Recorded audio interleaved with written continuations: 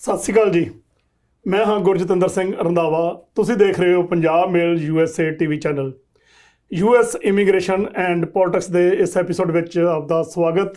ਸਾਡੇ ਵਿੱਚ ਇੱਕ ਵਾਰੀ ਫੇਰ ਹਾਜ਼ਰ ਆ ਸਾਡੇ ਗੈਸਟ ਉੱਘੇ ਵਕੀਲ ਸਰਦਾਰ ਜਸਪ੍ਰੀਤ ਸਿੰਘ ਅਟਾਰਨੀ ਐਟ ਲਾ। ਸਵਾਗਤ ਹੈ ਜੀ। ਹਾਂਜੀ, ਸਤਿ ਸ਼੍ਰੀ ਅਕਾਲ ਜੀ ਸਾਰਿਆਂ ਨੂੰ। ਅਸੀਂ ਜਸਪ੍ਰੀਤ ਸਿੰਘ ਜੀ ਪਿਛਲੇ ਜਿਹੜੇ ਐਪੀਸੋਡ ਵਿੱਚ ਜਿਹੜੀ ਚਰਚਾ ਕੀਤੀ ਸੀ ਪੋਲਿਟਿਕਸ ਬਾਰੇ, ਅਤੇ ਜਿਹੜੇ ਲੋਕਾਂ ਦੇ ਇਮੀਗ੍ਰੇਸ਼ਨ ਸੰਬੰਧੀ ਜਿਹੜੇ ਆਪਾਂ ਜਵਾਬ ਦਿੱਤੇ ਸੀ, ਉਹਦਾ ਸਾਨੂੰ ਬਹੁਤ ਜ਼ਿਆਦਾ ਹੰਗਾਰਾ ਜਿਹਨੂੰ ਕਹਿ ਸਕਦੇ ਉਹ ਮਿਲਿਆ। YouTube ਚੈਨਲ 'ਤੇ ਜਦੋਂ ਅਸੀਂ ਦੇਖਦੇ ਹਾਂ ਅਤੇ ਲੋਕਾਂ ਨੇ ਜਿਹੜਾ ਧੰਨਵਾਦ ਕੀਤਾ, ਜੋ ਤੁਸੀਂ ਉਹਨਾਂ ਨੂੰ ਜਾਣਕਾਰੀ ਦਿੱਤੀ ਹੈ ਉਹ ਬੜੀ ਬਹੁਮੁੱਲੀ ਸੀ, ਬਹੁਤ ਕੀਮਤੀ ਸੀ। ਅਤੇ ਉਹ ਮੇਰਾ ਖਿਆਲ ਵੀ ਉਹੋ ਹੀ ਜਾਣਕਾਰੀ ਦੇ ਸਕਦਾ ਜਿਨ੍ਹਾਂ ਨੂੰ ਕਾਨੂੰਨ ਬਾਰੇ ਪਤਾ ਅਮਰੀਕਾ ਦੇ, ਜਾਂ ਜਿਨ੍ਹਾਂ ਨੇ ਸਾਰਾ ਕੁਛ ਪ੍ਰੈਕਟੀਕਲੀ ਉਹ ਆਪ ਕੰਮ ਕੀਤਾ ਹੁੰਦਾ। ਅਤੇ ਤੁਹਾਡਾ ਬਹੁਤ ਬਹੁਤ ਧੰਨਵਾਦ ਪਹਿਲਾਂ ਤੋਂ। ਰੰਧਾਵਾ ਸਾਹਿਬ, ਦੇਖੋ ਆਪਾਂ ਤਾਂ ਆਪਣੇ ਵੱਲੋਂ ਕੋਸ਼ਿਸ਼ ਕਰ ਸਕਦੇ ਹਾਂ ਕਿ ਸਹੀ ਤਰੀਕੇ ਨਾਲ ਜਿਹੜੀ ਸਹੀ ਅਤੇ ਰੀਅਲ ਐਡਵਾਈਸ ਉਹ ਦੇ ਸਕੀਏ ਜੀ। ਅਤੇ ਮੈਨੂੰ ਇਸ ਗੱਲ ਦੀ ਬੜੀ ਖੁਸ਼ੀ ਆ ਅਤੇ ਬੜਾ ਧੰਨਵਾਦ ਆ ਸਾਰਿਆਂ ਦਾ ਕਿ ਇਹ ਕਾਫੀ ਜ਼ਿਆਦਾ ਲੋਕਾਂ ਨੂੰ ਪਸੰਦ ਆ ਰਹੀ ਆ। ਅਤੇ ਜਿਹੜੇ ਆਪਣੇ ਦੇਖਣ ਵਾਲੇ ਨੇ, ਚਾਹੇ TV 'ਤੇ ਦੇਖਦੇ ਆ, ਚਾਹੇ YouTube 'ਤੇ ਦੇਖਦੇ ਆ ਜੀ, ਅਤੇ ਉਹਨਾਂ ਦਾ ਜਿਹੜਾ ਫੀਡਬੈਕ ਆ ਬੜਾ ਪੋਜ਼ੀਟਿਵ ਆ। ਅਤੇ ਉਹਨਾਂ ਨੂੰ ਲੱਗ ਰਿਹਾ ਵੀ ਉਹਨਾਂ ਨੂੰ ਜਿਹੜੀ ਆਪਣੀ ਜਾਣਕਾਰੀ ਆ ਉਹ ਬੜੀ ਮਦਦਗਾਰ ਸਾਬਤ ਹੋ ਰਹੀ ਆ। ਅਤੇ ਆਪਾਂ ਅਗਾਂਹ ਤੋਂ ਵੀ ਉਪਰਾਲਾ ਕਰਾਂਗੇ ਇਸੇ ਤਰ੍ਹਾਂ ਹੀ ਕਿ ਜਿਹੜੇ ਕਾਨੂੰਨ ਹੁੰਦੇ ਨੇ, ਤੁਹਾਨੂੰ ਪਤਾ ਹੀ ਆ ਕਿ ਬੜੇ ਇੱਕ ਕੰਪਲੈਕਸ ਵਿਸ਼ਾ ਆ ਜੀ। ਸੋ ਆਪਣੀ ਕੋਸ਼ਿਸ਼ ਇਹ ਹੁੰਦੀ ਆ ਕਿ ਇਹਨਾਂ ਨੂੰ ਇੱਕ ਸਰਲ ਤਰੀਕੇ ਨਾਲ, ਇੱਕ ਆਮ ਭਾਸ਼ਾ ਦੇ ਵਿੱਚ ਵੀ ਸਮਝਾਇਆ ਜਿਹੜਾ ਜਾ ਸਕੇ, ਤਾਂ ਕਿ ਲੋਕਾਂ ਨੂੰ ਸਮਝ ਆ ਜਾਵੇ ਵੀ ਕੀ ਆ ਬੇਸਿਕ। ਸੋ ਅੱਗੇ ਤੋਂ ਵੀ ਇਹੀ ਉਪਰਾਲਾ ਕਰਦਾ ਰਹਾਂਗੇ। ਬਾਕੀ ਜਿਹੜੇ ਬੰਦਿਆਂ ਨੇ ਇਹਨੂੰ ਲਾਈਕ ਕੀਤਾ, ਸਾਡੀ ਤਾਰੀਫ ਕੀਤੀ, ਉਹਨਾਂ ਦਾ ਬਹੁਤ ਬਹੁਤ ਧੰਨਵਾਦ। ਦੋਸਤੋ, ਇਸ ਤੋਂ ਪਹਿਲਾਂ ਕਿ ਅਸੀਂ ਪ੍ਰੋਗਰਾਮ ਸ਼ੁਰੂ ਕਰੀਏ, ਇੱਕ ਵਾਰੀ ਫੇਰ ਦੱਸ ਦਈਏ ਕਿ ਸਰਦਾਰ ਜਸਪ੍ਰੀਤ ਸਿੰਘ ਅਟਾਰਨੀ ਐਟ ਲਾ ਦਾ ਫ਼ੋਨ ਨੰਬਰ 9179154142। ਤੁਸੀਂ ਸਕਰੀਨ 'ਤੇ ਵੀ ਇਹਨਾਂ ਦਾ ਨੰਬਰ ਦੇਖ ਸਕਦੇ ਹੋ। ਜੇ ਤੁਹਾਨੂੰ ਕੋਈ ਸਵਾਲ ਹੋਵੇ ਇਮੀਗ੍ਰੇਸ਼ਨ ਬਾਬਤ, ਉਹ ਤੁਸੀਂ ਸਾਨੂੰ YouTube ਚੈਨਲ 'ਤੇ ਪੁੱਛ ਸਕਦੇ ਹੋ। ਅਤੇ YouTube ਚੈਨਲ ਨੂੰ ਸਬਸਕ੍ਰਾਈਬ ਕਰਨਾ ਬਹੁਤ ਜ਼ਰੂਰੀ ਹੈ, ਕਿਉਂਕਿ ਜਿੰਨਾ ਚਿਰ ਤੁਸੀਂ YouTube ਜਿਹੜਾ ਸਾਡਾ ਚੈਨਲ ਆ ਉਹ ਸਬਸਕ੍ਰਾਈਬ ਨਹੀਂ ਕਰਦੇ, ਉਹਨਾਂ ਚਿਰ ਤੁਹਾਡੇ ਕੋਲ ਜਿਹੜੀ ਸਾਡੀ ਇਨਫੋਰਮੇਸ਼ਨ ਆ ਉਹ ਰੈਗੂਲਰ ਨਹੀਂ ਪਹੁੰਚ ਸਕਦੀ। TV 'ਤੇ ਤਾਂ ਨਾਲ ਦੀ ਨਾਲ ਤੁਸੀਂ ਦੇਖਦੇ ਹੀ ਹੋ। ਅਤੇ ਇਹ ਪ੍ਰੋਗਰਾਮ ਜਿਹੜਾ ਪੰਜਾਬ ਮੇਲ USA 'ਤੇ ਬਰੋਡਕਾਸਟ ਹੁੰਦਾ, ਅਤੇ ਪੂਰੇ ਅਮਰੀਕਾ, ਕੈਨੇਡਾ ਤੋਂ ਇਲਾਵਾ ਹੋਰ ਵੀ ਕੁਛ ਕੰਟਰੀਜ਼ 'ਚ ਇਹ ਨਸ਼ਰ ਕੀਤਾ ਜਾਂਦਾ। ਜਸਪ੍ਰੀਤ ਸਿੰਘ ਜੀ, ਆਪਾਂ ਜਿਵੇਂ ਕਿ ਪਹਿਲਾਂ ਪੋਲਿਟਿਕਸ ਦੀਆਂ ਗੱਲਾਂ ਬਾਤਾਂ ਕਰਦੇ ਹੁੰਦੇ ਹਾਂ, ਅਤੇ ਪੋਲਿਟਿਕਸ 'ਚ ਇਸ ਵੇਲੇ ਟਰੰਪ ਦਾ ਜਿਹੜਾ ਇੰਪੀਚਮੈਂਟ ਦੀ ਉਹਦੇ ਬਾਰੇ ਚਰਚਾ ਚੱਲ ਰਹੀ ਆ, ਕੀ ਅਪਡੇਟ ਆ ਜੀ? ਜਿਹੜੀ ਟਰੰਪ ਦੀ ਇੰਪੀਚਮੈਂਟ ਆ, ਉਹਦੇ ਬਾਰੇ ਆ ਵੀ ਅੱਜ ਆਰਟੀਕਲ ਆਫ ਇੰਪੀਚਮੈਂਟ ਜਿਹੜੇ ਹਾਊਸ ਦੇ ਮੈਨੇਜਰਸ ਨੇ ਜੀ, ਉਹਨਾਂ ਨੇ ਲਿਜਾ ਕੇ ਸੈਨੇਟ ਦੇ ਵਿੱਚ ਉਹ ਦੇਤੇ ਆ।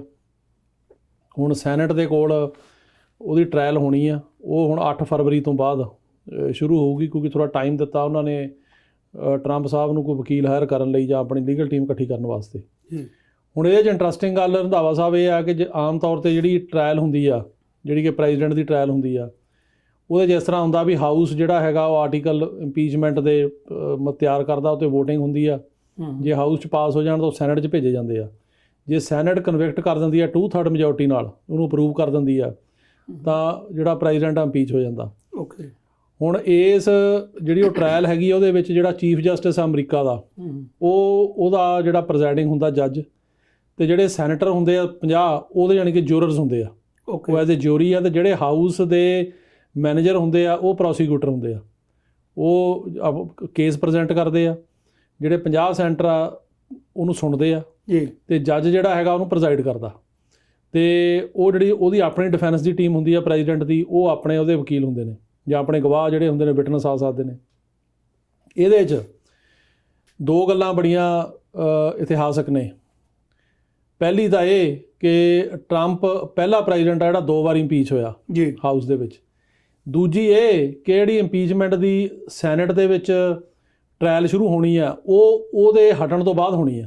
ਇੰਪੀਚ ਕੀਤਾ ਜਾਂਦਾ ਪ੍ਰੈਜ਼ੀਡੈਂਟ ਨੂੰ ਲਾਉਣ ਲਈ, ਅਤੇ ਉਹ ਤਾਂ ਆਲਰੇਡੀ ਹੁਣ ਲੈ ਚੁੱਕਾ ਜੀ। ਇਹਦੇ ਕਰਕੇ ਜਿਹੜੇ ਚੀਫ ਜਸਟਿਸ ਨੇ ਅਮਰੀਕਾ ਦੇ, ਜੌਨ ਰੋਬਰਟ, ਉਹਨਾਂ ਨੇ ਇਹ ਕਹਿ ਤਾ ਵੀ ਮੈਂ ਟਰਾਇਲ 'ਚ ਹਿੱਸਾ ਨਹੀਂ ਲੈਣਾ, ਵੀ ਮੈਂ ਇਹਨੂੰ ਪ੍ਰੈਜ਼ਾਈਡ ਨਹੀਂ ਕਰਨਾ। ਉਹਨਾਂ ਨੇ ਮਨਾ ਕਰਤਾ ਵੀ ਇਹਦੇ 'ਚ ਜਦੋਂ ਹੁਣ ਟਰੰਪ ਹਟ ਹੀ ਗਿਆ ਉਹਦੇ ਤੋਂ, ਅਤੇ ਹਟਾਉਣਾ ਉਹਨੂੰ ਕਾਹਦਾ। ਅਤੇ ਇਹ ਇੱਕ ਸਿੰਬੋਲਿਕ ਆ, ਮਤਲਬ ਬੇਸਿਕਲੀ। ਪਰ ਜਿਹੜਾ ਇਹਦਾ ਪਰਪਸ ਹੁੰਦਾ ਇੰਪੀਚਮੈਂਟ ਦਾ ਹੁੰਦਾ ਪ੍ਰੈਜ਼ੀਡੈਂਟ ਨੂੰ ਆਪਣੇ ਅਹੁਦੇ ਤੋਂ ਹਟਾਉਣਾ। ਤੇ ਉਹ ਜਦੋਂ ਆਲਰੇਡੀ ਹਟ ਹੀ ਗਿਆ, ਉੱਥੋਂ ਹਾਰ ਗਿਆ, ਲੋਕਾਂ ਨੇ ਹਰਾਤਾ, ਤੇ ਇੰਪੀਚ ਉਹਨੂੰ ਕਾਹਦੇ ਲਈ ਕਰਨਾ?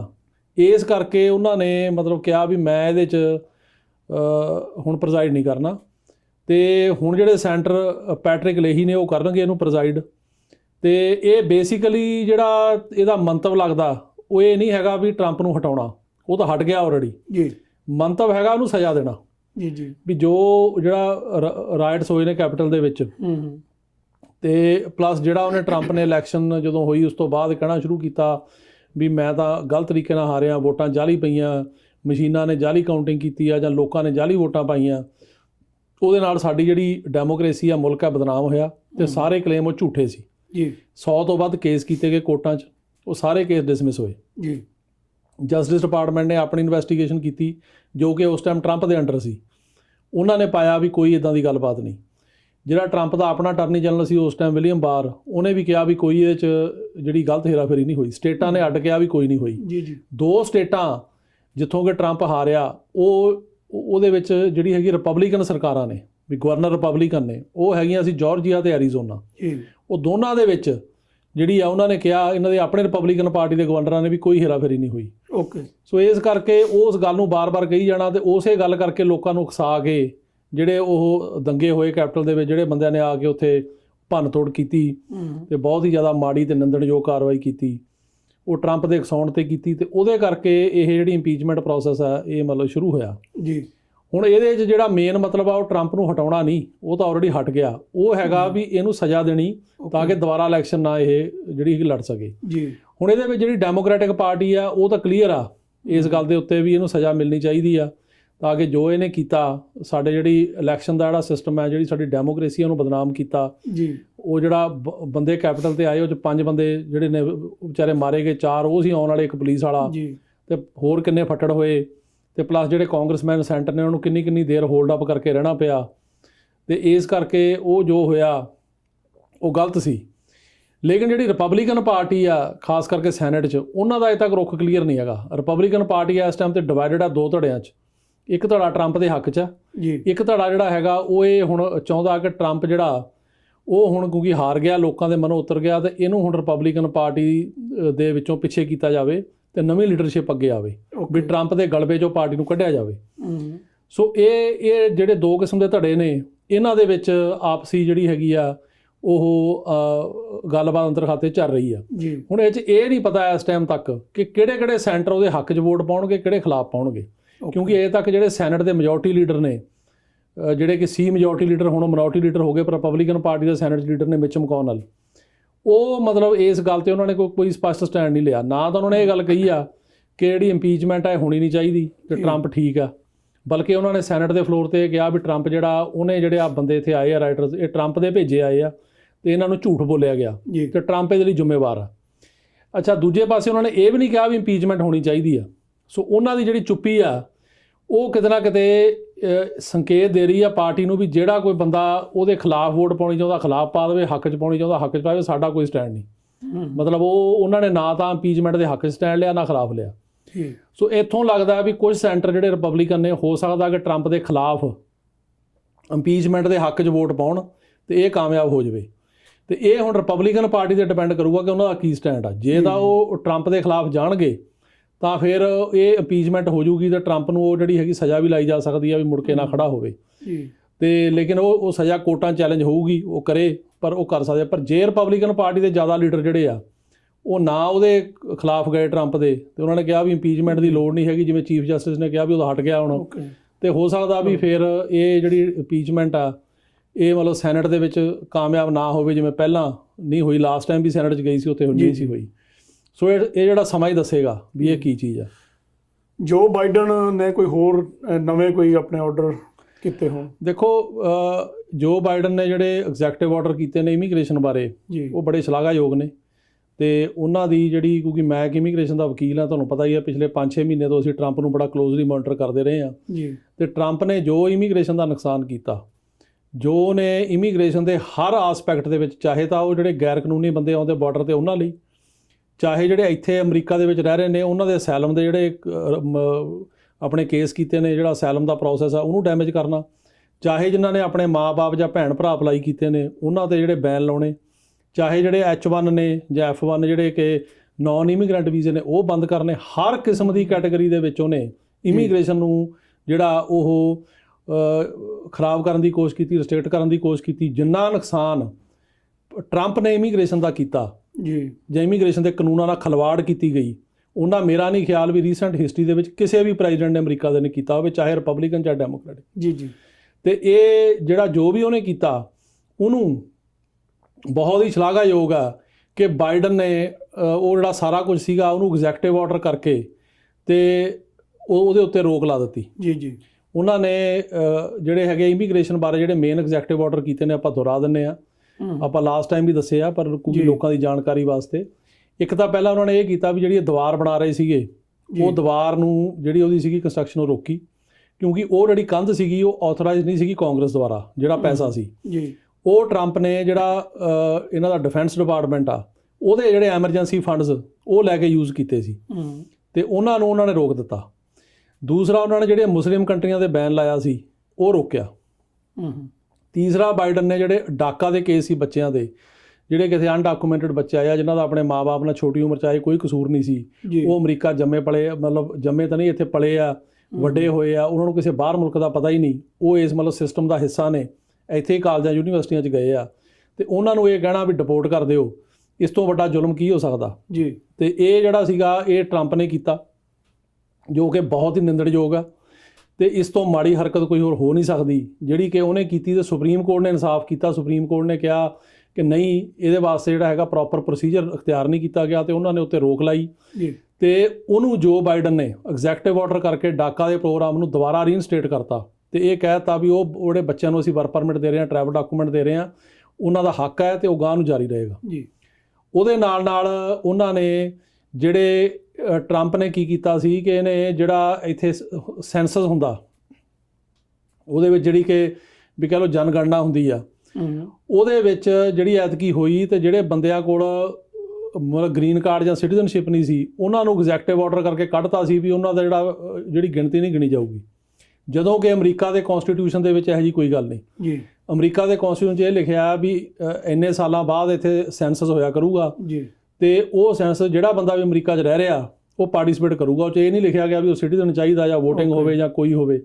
ਉਹਦਾ ਕਾਰਨ ਇਹ ਆ ਕਿ ਜਿਹੜੀ ਅਮਰੀਕਾ ਦੀ ਪਾਪੂਲੇਸ਼ਨ ਆ ਉਹ ਕੱਲੀ ਜਿਹੜੇ ਸਿਟੀਜ਼ਨ ਜਾਂ ਗ੍ਰੀਨ ਕਾਰਡ ਹੋਲਡਰਾਂ ਦੀ ਨਹੀਂ ਆ, ਜਿਹੜੇ ਬੰਦੇ ਇੱਥੇ ਅਨਡਾਕੂਮੈਂਟਡ ਨੇ ਜਾਂ ਵਰਕ ਪਰਮਿਟ ਤੇ ਜਾਂ ਕੋਈ ਨੇ ਉਹ ਵੀ ਤਾਂ ਇੱਥੇ ਰਹਿ ਰਹੇ ਨੇ। ਇਹਨਾਂ ਜਿਹੜੀ ਹਵਾ ਅਮਰੀਕਾ ਦੀ, ਅਮਰੀਕਾ ਦਾ ਪਾਣੀ ਇਸਤੇਮਾਲ ਕਰ ਰਹੇ ਨੇ, ਅਮਰੀਕਾ ਦੀਆਂ ਸੜਕਾਂ ਇਸਤੇਮਾਲ ਕਰ ਰਹੇ ਨੇ, ਅਮਰੀਕਾ ਦੇ ਅਪਾਰਟਮੈਂਟਾਂ ਘਰਾਂ 'ਚ ਰਹਿੰਦੇ ਨੇ, ਉਹਨਾਂ ਨੂੰ ਤੁਸੀਂ ਕਿੱਦਾਂ ਕੱਢ ਸਕਦੇ ਹੋ? ਉਹ ਜੋ ਬਾਈਡਨ ਨੇ ਐਗਜ਼ੈਕਟਿਵ ਆਰਡਰ ਕਰਕੇ ਰੀਇਨਸਟੇਟ ਕੀਤਾ। ਉਹਨਾਂ ਨੇ ਕਿਹਾ ਵੀ ਜਿਹੜਾ ਕਾਨੂੰਨ ਆ, ਜਿਹੜਾ ਕਿ ਅਮਰੀਕਾ ਦਾ ਸੰਵਿਧਾਨ ਆ, ਉਹ ਕਹਿੰਦਾ ਵੀ ਤੁਸੀਂ ਸੈਂਸਸ ਦੇ ਵਿੱਚ ਡਿਸਕ੍ਰਿਮੀਨੇਟ ਨਹੀਂ ਕਰ ਸਕਦੇ ਕਿ ਸਿਰਫ ਗਿਣਤੀ ਉਹਦੀ ਕਰੋ ਜਿਹੜਾ ਸਿਟੀਜ਼ਨ ਹੀ ਆ ਜਾਂ ਗ੍ਰੀਨ ਕਾਰਡ ਆ, ਤੇ ਇਹ 'ਚ ਸਾਰਿਆਂ ਦੀ ਗਿਣਤੀ ਹੋਣੀ ਚਾਹੀਦੀ ਆ। ਉਹਨਾਂ ਨੇ ਉਹ ਐਗਜ਼ੈਕਟਿਵ ਆਰਡਰ ਕਰਕੇ ਕਿਹਾ ਵੀ ਸਾਰਿਆਂ ਦੀ ਹੋਣੀ ਚਾਹੀਦੀ ਆ ਤੇ ਉਹ ਵੀ ਇੱਕੋ ਗੱਲ ਜਿਹੜੀ ਸੀਗੀ ਉਹ ਇਹਦੀ ਟਰੰਪ ਦੀ ਉਹਨਾਂ ਨੇ ਰਿਵਰਸ ਕੀਤੀ ਜੀ। ਉਹਦੇ ਨਾਲ ਨਾਲ ਜਿਹੜੀ ਇੱਕ ਹੋਰ ਵੱਡੀ ਗੱਲ ਕੀਤੀ ਉਹ ਇਹ ਕੀਤੀ ਕਿ ਡੈਪੋਟੇਸ਼ਨ ਪਾਲਿਸੀ ਜਿਹੜੀ ਟਰੰਪ ਦੀ ਸੀਗੀ ਉਹਨੂੰ ਟੋਟਲੀ ਰਿਵਰਸ ਕਰਤਾ ਤੇ ਡੈਪੋਟੇਸ਼ਨਾਂ ਦੇ ਸਟੇ ਲਾਤੀ 100 ਦਿਨ ਲਈ। ਉਹਨਾਂ ਨੇ ਕਿਹਾ ਵੀ 100 ਦਿਨ ਵਾਸਤੇ ਜਿਹੜਾ ਹੈਗਾ ਉਹ ਕੋਈ ਡਿਪੋਰਟ ਨਹੀਂ ਹੋਏਗਾ ਤੇ ਇਹ ਕਹਿਤਾ ਵੀ ਜਦੋਂ ਡਿਪੋਰਟ ਕਰਨਾ ਉੱਥੇ ਜਿਹੜਾ ਬੰਦਾ ਅਮਰੀਕਾ ਦੇ ਨੈਸ਼ਨਲ ਇੰਟਰਸਟ ਦੇ ਖਿਲਾਫ ਹੈ ਜਾਂ ਕੋਈ ਬੰਦਾ ਜੇ ਅੱਜ ਹੀ ਆਇਆ ਨਵਾਂ ਤੇ ਉਹਨੂੰ ਜੇ ਡਿਪੋਰਟ ਕਰਨਾ, ਜਾਂ ਜੇ ਕੋਈ ਬੰਦਾ ਜਿਹੜਾ ਕ੍ਰਿਮੀਨਲ ਹੈ ਤੇ ਉਹ ਕਿਸੇ ਕ੍ਰਿਮੀਨਲ ਵੱਡੇ ਲਾਅ ਦੀ ਉਹਨੇ ਵਾਇਲੇਸ਼ਨ ਕੀਤੀ ਆ ਤਾਂ ਉਹ ਹੁੰਦਾ ਉਹਨੂੰ ਕਰੋ। ਪਰ ਜਿਹੜਾ ਕੋਈ ਵੀ ਜਿਹਨੇ ਤੇ ਹੁਣ ਡੈਪੋਟੇਸ਼ਨ ਲੱਗੀ ਆ ਜਾਂ ਕਿਸੇ ਦਾ ਕੋਈ ਅਸਾਈਲਮ ਦਾ ਕੇਸ ਫੇਲ ਹੋਇਆ ਜਾਂ ਉੱਦਾਂ ਰਹੀ ਜਾਂਦਾ ਵਿਚਾਰਾ ਤੇ ਉਹਨੂੰ ਚੱਕ ਕੇ ਚੜਾਉਣ ਦੀ ਕਰੋ। ਜਿਵੇਂ ਅੱਗੇ ਆਪਾਂ ਜ਼ਿਕਰ ਕਰਦੇ ਸੀ ਜਾਂ ਮੀਡੀਆ 'ਚ ਵੀ ਆਉਂਦਾ ਸੀ ਵੀ ਜਹਾਜ਼ ਭਰ ਕੇ ਭੇਜੇ ਗਏ, ਉਹ ਗੱਲ ਨੂੰ ਉਹਨਾਂ ਨੇ ਉਹ 'ਤੇ ਰੋਕ ਲਾਤੀ ਆ। ਇਹ ਵੀ ਬਹੁਤ ਵੱਡੀ ਚੇਂਜ ਆ। ਇਸ ਤੋਂ ਇਲਾਵਾ ਇਹਨਾਂ ਨੇ ਇੱਕ ਹੋਰ ਬਹੁਤ ਵੱਡਾ ਕੰਮ ਕੀਤਾ, ਉਹ ਇਹ ਕੀਤਾ ਕਿ ਇੱਕ ਐਗਜ਼ੈਕਟਿਵ ਆਰਡਰ ਕਰਤਾ ਵੀ ਜਿੰਨੇ ਵੀ ਰੂਲ ਤੇ ਰੈਗੂਲੇਸ਼ਨ ਟਰੰਪ ਐਡਮਿਨਿਸਟ੍ਰੇਸ਼ਨ ਨੇ ਬਣਾਏ ਆ ਕਿਸੇ ਵੀ ਡਿਪਾਰਟਮੈਂਟ 'ਚ, ਚਾਹੇ ਇਮੀਗ੍ਰੇਸ਼ਨ 'ਚ ਬਣਾਇਆ ਜਾਂ ਕਿਸੇ ਹੋਰ ਡਿਪਾਰਟਮੈਂਟ 'ਚ, ਉਹ ਸਾਰੇ ਦੇ ਸਾਰੇ ਸਟੇ ਕਰਤੇ ਆ ਤੇ ਉਹਨਾਂ ਨੇ ਕਿਹਾ ਵੀ ਸਾਨੂੰ ਪੁੱਛੇ ਬਿਨਾਂ ਕਿ ਜਿਹੜਾ ਉਹ ਡਿਪਾਰਟਮੈਂਟ ਦਾ ਪੋਲੀਟੀਕਲ ਹੈੱਡ ਪੁਆਇੰਟ ਹੋਊ, ਜਿਹੜਾ ਸੈਕਟਰੀ ਹੁਣ ਅਪਾਇੰਟ ਹੋ ਰਹੇ ਨੇ ਜਾਂ ਵਾਈਟ ਹਾਊਸ ਆ, ਉਹਨੂੰ ਪੁੱਛੇ ਬਿਨਾਂ ਕੋਈ ਵੀ ਏਜੰਸੀ ਕੋਈ ਵੀ ਡਿਪਾਰਟਮੈਂਟ ਉਹਨੂੰ ਇੰਪਲੀਮੈਂਟ ਨਹੀਂ ਕਰ ਸਕਦਾ। ਇਹਦਾ ਮਤਲਬ ਇਹ ਆ ਵੀ ਜਿੰਨੇ ਵੀ ਟਰੰਪ ਨੇ ਇਮੀਗ੍ਰੇਸ਼ਨ ਨਾਲ ਖਲਵਾੜ ਕਰਕੇ ਜਿਹੜੇ ਆ ਰੂਲ ਬਣਾਏ ਸੀ, ਜਿਨ੍ਹਾਂ ਵਿੱਚੋਂ ਜ਼ਿਆਦਾ ਰੂਲ ਤਾਂ ਕੋਟਾ ਨੇ ਸਟੇ ਕਰਤੇ ਸੀ ਵੈਸੇ 80% ਤੋਂ ਉੱਤੇ ਦਾ ਉਹਨੇ ਜਿਹੜੀਆਂ ਕੋਟਾ ਨੇ ਰੋਕਤੇ ਆ ਤੇ ਜਿਹੜੇ ਰਹਿ ਵੀ ਗਏ ਉਹ ਕੋਈ ਵੀ ਇੰਪਲੀਮੈਂਟ ਨਹੀਂ ਹੋਊਗਾ। ਸੋ ਇਹ ਇੱਕ ਬਹੁਤ ਵੱਡੀ ਜਿਹੜੀ ਮਤਲਬ ਚੇਂਜ ਆ ਜਿਹੜੀ ਕਿ ਉਹਨਾਂ ਨੇ ਆਪਣੇ ਤੌਰ 'ਤੇ ਕੀਤੀ ਆ। ਉਹਦੇ ਨਾਲ ਨਾਲ ਜਿਹੜਾ ਉਹਨਾਂ ਨੇ ਇੱਕ ਲਾ ਜਿਹਦੀ ਆਪਾਂ ਲਾਸਟ ਟਾਈਮ ਵੀ ਗੱਲ ਕੀਤੀ ਸੀ ਕਿ ਸਿਟੀਜ਼ਨਸ਼ਿਪ ਐਕਟ ਆਫ 2021 ਉਹ ਕੀਤਾ ਜੀ ਇਹਦੇ ਬਾਰੇ ਪਹਿਲਾਂ ਗੱਲ ਤਾਂ ਮੈਂ ਕਲੀਅਰ ਕਰਦਾ ਆਪਣੇ ਸਰੋਤਿਆਂ ਨੂੰ ਵੀ ਲਾ ਜੇ ਬਣਿਆ ਨਹੀਂ। ਸੋ ਮੈਂ ਸਾਰਿਆਂ ਨੂੰ ਬੇਨਤੀ ਕਰੂੰਗਾ ਵੀ ਇਹਦੇ ਤੇ ਅਜੇ ਕੋਈ ਇਦਾਂ ਦੀ ਪਲਾਨ ਨਾ ਬਣਾਓ ਵੀ ਇਹ ਕਾਨੂੰਨ ਬਣ ਗਿਆ ਤਾਂ ਹੁਣ ਅਮਰੀਕਾ ਸਾਰੇ ਪੱਕੇ ਹੋ ਹੀ ਜਾਣੇ ਆ ਜਾਂ ਅਸੀਂ ਉੱਥੋਂ ਆ ਜਾਾਂਗੇ। ਉਹ ਤਾਂ ਇੱਕ ਪ੍ਰਪੋਜ਼ਲ ਆ ਜਿਹੜੀ ਕਿ ਰੱਖੀ ਗਈ ਆ ਸੈਨੇਟ ਤੇ ਹਾਊਸ ਦੇ ਅੱਗੇ। ਹੁਣ ਜਿਹੜੀ ਪ੍ਰਪੋਜ਼ਲ ਰੱਖੀ ਆ ਦੀ ਸ਼ਲਾਘਾ ਉਹਦੀ ਇਸ ਕਰਕੇ ਕਰਦੇ ਆ ਵੀ ਉਹ ਪਹਿਲੇ ਦਿਨ ਰੱਖੀ ਆ ਉਹਨਾਂ ਨੇ। ਜੇ ਚਾਹੁੰਦੇ ਟਾਲ ਸਕਦੇ ਸੀ, ਉਹ ਕਹਿ ਸਕਦੇ ਸੀ ਵੀ ਕਰੋਨਾ ਵਾਇਰਸ ਆ, ਅਜੇ ਅਸੀਂ ਜਿਹੜਾ ਸਟਿਮੂਲਸ ਦੇਣਾ ਹੋਰ ਕਰਨਾ ਸਾਡੇ ਕੋਲ ਟਾਈਮ ਨਹੀਂ, ਤਾਂ ਇਹਨੂੰ ਡਿਲੇ ਕਰਦੇ ਆ। ਪਰ ਜਿਹੜਾ ਉਹਨਾਂ ਨੇ ਪਹਿਲੇ ਦਿਨ ਹੀ ਰੱਖੀ ਇਹਦਾ ਮਤਲਬ ਆ ਵੀ ਉਹ ਇਹਨੂੰ ਪਾਸ ਕਰਾਉਣਾ ਚਾਹੁੰਦੇ ਆ। ਉਹਦੇ ਕਰਕੇ ਅਸੀਂ ਇਹਨੂੰ ਜ਼ਿਆਦਾ ਤਰਜੀਹ ਦਿੱਤੀ, ਇਹਨੂੰ ਬੜਾ ਸੀਰੀਅਸਲੀ ਲਿਆ। ਤੇ ਉਹ ਜਿਹੜੀ ਪ੍ਰਪੋਜ਼ਲ ਆ ਉਹਦੇ ਵਿੱਚ ਜਿਹੜੀਆਂ ਮੇਨ ਗੱਲਾਂ ਨੇ ਉਹ ਲਾਸਟ ਟਾਈਮ ਵੀ ਦੱਸੀਆਂ ਸੀ, ਉਹ ਹੁਣ ਵੀ ਦੱਸ ਦਿੰਦੇ ਆ ਬਰੀਫਲੀ ਆਪਾਂ। ਲੇਕਿਨ ਇਹ ਪ੍ਰਪੋਜ਼ਲ ਹੀ ਆ, ਅਜੇ ਕੋਈ ਕਾਨੂੰਨ ਨਹੀਂ ਬਣਿਆ, ਇਹਨੂੰ ਟਾਈਮ ਲੱਗੂਗਾ। ਬਲਕਿ ਸਾਡਾ ਜਿਹੜਾ ਮੰਨਣਾ ਇਹ ਆ ਕਿ ਇਹਦੇ ਵਿੱਚ ਚੇਂਜਸ ਹੋਣਗੀਆਂ। ਇਹ ਨਹੀਂ ਹੋ ਸਕਦਾ ਵੀ ਜੋ ਇਹ ਰੱਖਿਆ ਉਹੀ ਪਾਸ ਹੋ ਜਾਵੇ, ਕਿਉਂਕਿ ਆਫਟਰ ਆਲ ਜਿਹੜੇ ਇਹਨਾਂ ਨੂੰ ਰਿਪਬਲਿਕਨ ਬੰਦੇ ਦੋਨੇ ਸਾਈਡਾਂ ਤੇ ਚਾਹੀਦੇ ਨੇ, ਹਾਊਸ 'ਚ ਵੀ ਸੈਨੇਟ 'ਚ ਵੀ। ਉਹਨਾਂ ਨੇ ਕੋਈ ਨਾ ਕੋਈ ਆਪਣੀ ਜਿਹੜੀ ਤਰਮੀਮ ਕਰਨੀ ਆ, ਸਮਝੌਤਾ ਹੋਣਾ, ਸਮਝੌਤੇ ਦੇ ਵਿੱਚ ਗਿਵ ਐਂਡ ਟੇਕ ਹੋਊਗੀ। ਨੋਟੇਬਲੀ ਅੱਜ ਵੀ ਇੱਕ ਪ੍ਰੈਸ ਕਾਨਫਰੰਸ ਦੌਰਾਨ ਜੋ ਬਾਈਡਨ ਨੇ ਗੱਲ ਕਹੀ ਆ। ਜੋ ਬਾਈਡਨ ਨੂੰ ਪੁੱਛਿਆ ਗਿਆ ਸੀ ਵੀ ਤੁਸੀਂ ਜਿਹੜੀਆਂ ਇਹ ਜਿਹੜਾ ਸਟਿਮੂਲਸ ਮਤਲਬ ਪੈਕੇਜ ਭੇਜਿਆ ਜਾਂ ਜਿਹੜੇ ਹੋਰ ਤੁਸੀਂ ਭੇਜੇ ਨੇ ਕਾਂਗਰਸ ਨੂੰ, ਇਹਨਾਂ ਬਾਰੇ ਤੁਹਾਡਾ ਕੀ ਵਿਚਾਰ ਆ? ਉਹਨਾਂ ਨੇ ਹੱਸਦਿਆਂ ਨੇ ਕਿਹਾ ਵੀ ਮੈਂ ਇਸ ਸੈਨੇਟ ਦੇ ਵਿੱਚ ਇਹਦੇ ਨਾਲ 50 ਸਾਲ ਤੋਂ ਜੁੜੇ ਆ, ਮੈਨੂੰ ਪਤਾ ਕਾਨੂੰਨ ਕਿੱਦਾਂ ਪਾਸ ਹੁੰਦੇ ਆ। ਅਸੀਂ ਤਾਂ ਆਪਣੇ ਵੱਲੋਂ ਇੱਕ ਪ੍ਰਪੋਜ਼ਲ ਰੱਖੀ ਆ, ਮੈਨੂੰ ਪਤਾ ਹੈ ਕਿ ਇਹ ਕੋਈ ਵੀ ਪ੍ਰਪੋਜ਼ਲ ਇਸੇ ਰੂਪ 'ਚ ਪਾਸ ਨਹੀਂ ਹੋਣੀ। ਇੱਕ ਸਟਾਰਟਿੰਗ ਪੁਆਇੰਟ ਆ, ਉਹਦੇ 'ਚ ਇੱਕ ਸਾਡੀ ਪੋਜੀਸ਼ਨ ਆ, ਇੱਕ ਦੂਜਿਆਂ ਦੀ ਪੋਜੀਸ਼ਨ ਹੋਊਗੀ ਜਿਹੜੇ ਇਹਨੂੰ ਅਪੋਜ਼ ਕਰਨਗੇ। ਲੱਭਾਂਗੇ ਮਿਡਲ ਗਰਾਊਂਡ। ਨਾ ਉਹਨਾਂ ਨੇ ਕਿਹਾ ਵੀ ਸਾਡੀ ਮੰਨੀ ਜਾਣੀ ਹੈ ਪੂਰੀ, ਨਾ ਉਹਨਾਂ ਦੀ ਮੰਨੀ ਜਾਣੀ ਆ, ਮਿਡਲ ਗਰਾਊਂਡ ਹੋਊਗਾ। ਲੇਕਿਨ ਸ਼ੁਰੂਆਤ ਇਹਦਾ ਮਤਲਬ ਹੈ ਵੀ ਜੋ ਬਾਈਡਨ ਜਿਹੜੇ ਨੇ ਉਹ ਇਸ ਟਾਈਮ ਤੇ ਦੋ ਚੀਜ਼ਾਂ ਕਰਨੀਆਂ ਚਾਹੁੰਦੇ ਨੇ। ਇੱਕ ਤਾਂ ਉਹ ਜਿਹੜਾ ਸਟਿਮੂਲਸ ਪੈਕੇਜ ਆ ਕਿ ਲੋਕਾਂ ਨੂੰ ਜ਼ਿਆਦਾ ਜਿਹੜਾ ਹੈਗਾ ਰਿਲੀਫ ਮਿਲੇ, ਪੈਸੇ ਮਿਲਣ, ਉਹ ਦੇਣਾ ਚਾਹੁੰਦੇ ਆ। ਜਿਹਦੇ ਵਿੱਚੋਂ ਉਹਨਾਂ ਨੇ ਦੋ ਚੀਜ਼ਾਂ ਹੋਰ ਕੀਤੀਆਂ ਐਗਜ਼ੈਕਟਿਵ ਆਰਡਰ ਕਰਕੇ ਇੰਪੋਰਟੈਂਟ। ਇੱਕ ਤਾਂ ਉਹਨਾਂ ਨੇ ਇਹ ਕੀਤੀ ਆ ਕਿ ਜਿਹੜੇ ਸਟੂਡੈਂਟ ਲੋਨ ਨੇ ਉਹਨਾਂ ਨੇ ਉਹ ਫਰੀਜ਼ ਕਰਤੇ ਅਕਤੂਬਰ ਤੱਕ, ਉਹਦੀ ਕਿਸ਼ਤ ਦੇਣ ਦੀ ਲੋੜ ਨਹੀਂ। ਦੂਸਰਾ ਉਹਨਾਂ ਨੇ ਇਹ ਕਿਹਾ ਵੀ ਜਿਹੜੇ ਲੋਕਾਂ ਨੇ ਰੈਂਟ ਨਹੀਂ ਦਿੱਤੇ, ਉਹਨਾਂ ਨੂੰ ਜਿਹੜੀ ਇਵਿਕਸ਼ਨ ਹੋਣੀ ਸੀ, ਬਾਹਰ ਕੱਢਣਾ ਸੀ, ਉਹ ਵੀ ਉਹਨਾਂ ਨੇ ਜਾਣੀ ਕਿ ਸਟੇ ਕਰਤਾ ਵੀ ਅਜੇ ਉਹਨਾਂ ਨੂੰ ਲੈਂਡ ਆਊਟ ਕੱਢ ਨਹੀਂ ਸਕਦੇ। ਤੇ ਉਹਦੇ ਨਾਲ ਉਹਨਾਂ ਨੇ ਇਹ ਤੇ ਜਿਹੜੀ ਦੂਜੀ ਉਹਨਾਂ ਨੇ ਚੀਜ਼ ਕਰਨੀ ਚਾਹੁੰਦੇ ਆ ਉਹ ਹੈ ਇਮੀਗ੍ਰੇਸ਼ਨ। ਸੋ ਹੋਰ ਉਹਨਾਂ ਦਾ ਇਸ ਟਾਈਮ ਤੇ ਕੋਈ ਏਜੰਡਾ ਨਹੀਂ। ਸੋ ਇਹ ਦੋ ਏਜੰਡੇ ਹੀ ਆ ਉਹਨਾਂ ਦੇ। ਸੋ ਜਦੋਂ ਪ੍ਰੈਜ਼ੀਡੈਂਟ ਕੋਈ ਜਿਹੜਾ ਇਹੋ ਜਿਹਾ ਤਜਰਬੇਕਾਰ ਪ੍ਰੈਜ਼ੀਡੈਂਟ ਆ ਜਿਹਨੂੰ 50 ਸਾਲ ਸੈਨੇਟ 'ਚ ਹੋ ਗਏ, ਉਹਨੂੰ ਪਤਾ ਕਾਨੂੰਨ ਕਿਸ ਤਰ੍ਹਾਂ ਪਾਸ ਹੋਣੇ ਆ, ਉਹ ਇੱਦਾਂ ਦੀ ਪ੍ਰਪੋਜ਼ਲ ਰੱਖਦਾ ਤੇ ਉਹਦੀ ਫਿਰ ਪਾਰਟੀ ਦੀ ਮੈਜੋਰਟੀ ਵੀ ਹੁੰਦੀ ਆ ਹਾਊਸ ਦੇ ਵਿੱਚ ਤੇ ਸੈਨੇਟ 'ਚ, ਤਾਂ ਉਹਨੂੰ ਬੜਾ ਜਿਹੜਾ ਗੰਭੀਰਤਾ ਨਾਲ ਲੈਣਾ ਤਾਂ ਬਣਦਾ। ਦੂਸਰੀ ਗੱਲ, ਜੋ ਬਾਈਡਨ ਇੱਦਾਂ ਦੇ ਜਿਹੜੇ ਪ੍ਰੈਜ਼ੀਡੈਂਟ ਨਹੀਂ ਹੈਗੇ ਕਿ ਜੇ ਉਹਨਾਂ ਨੂੰ ਇਹ ਪਤਾ ਹੋਵੇ ਵੀ ਇਹ ਪਾਸ ਹੋਣੇ ਹੀ ਨਹੀਂ ਤਾਂ ਉਹ ਕਾਨੂੰਨ ਭੇਜਦੇ, ਕਿਉਂਕਿ ਉਹ ਇਹੋ ਜਿਹੇ ਡਰਾਮੇਬਾਜ਼ੀ 'ਚ ਬਿਲਕੁਲ ਯਕੀਨ ਨਹੀਂ ਰੱਖਦੇ। ਉਹ ਕੰਮ ਜਿੰਨਾ ਉਹ ਬੋਲਦੇ ਆ ਉਹਨਾਂ ਕਰਦੇ ਆ, ਜੋ ਕੰਮ ਉਹ ਕਰ ਸਕਦੇ ਆ ਉਹੀ ਕਹਿੰਦੇ ਆ।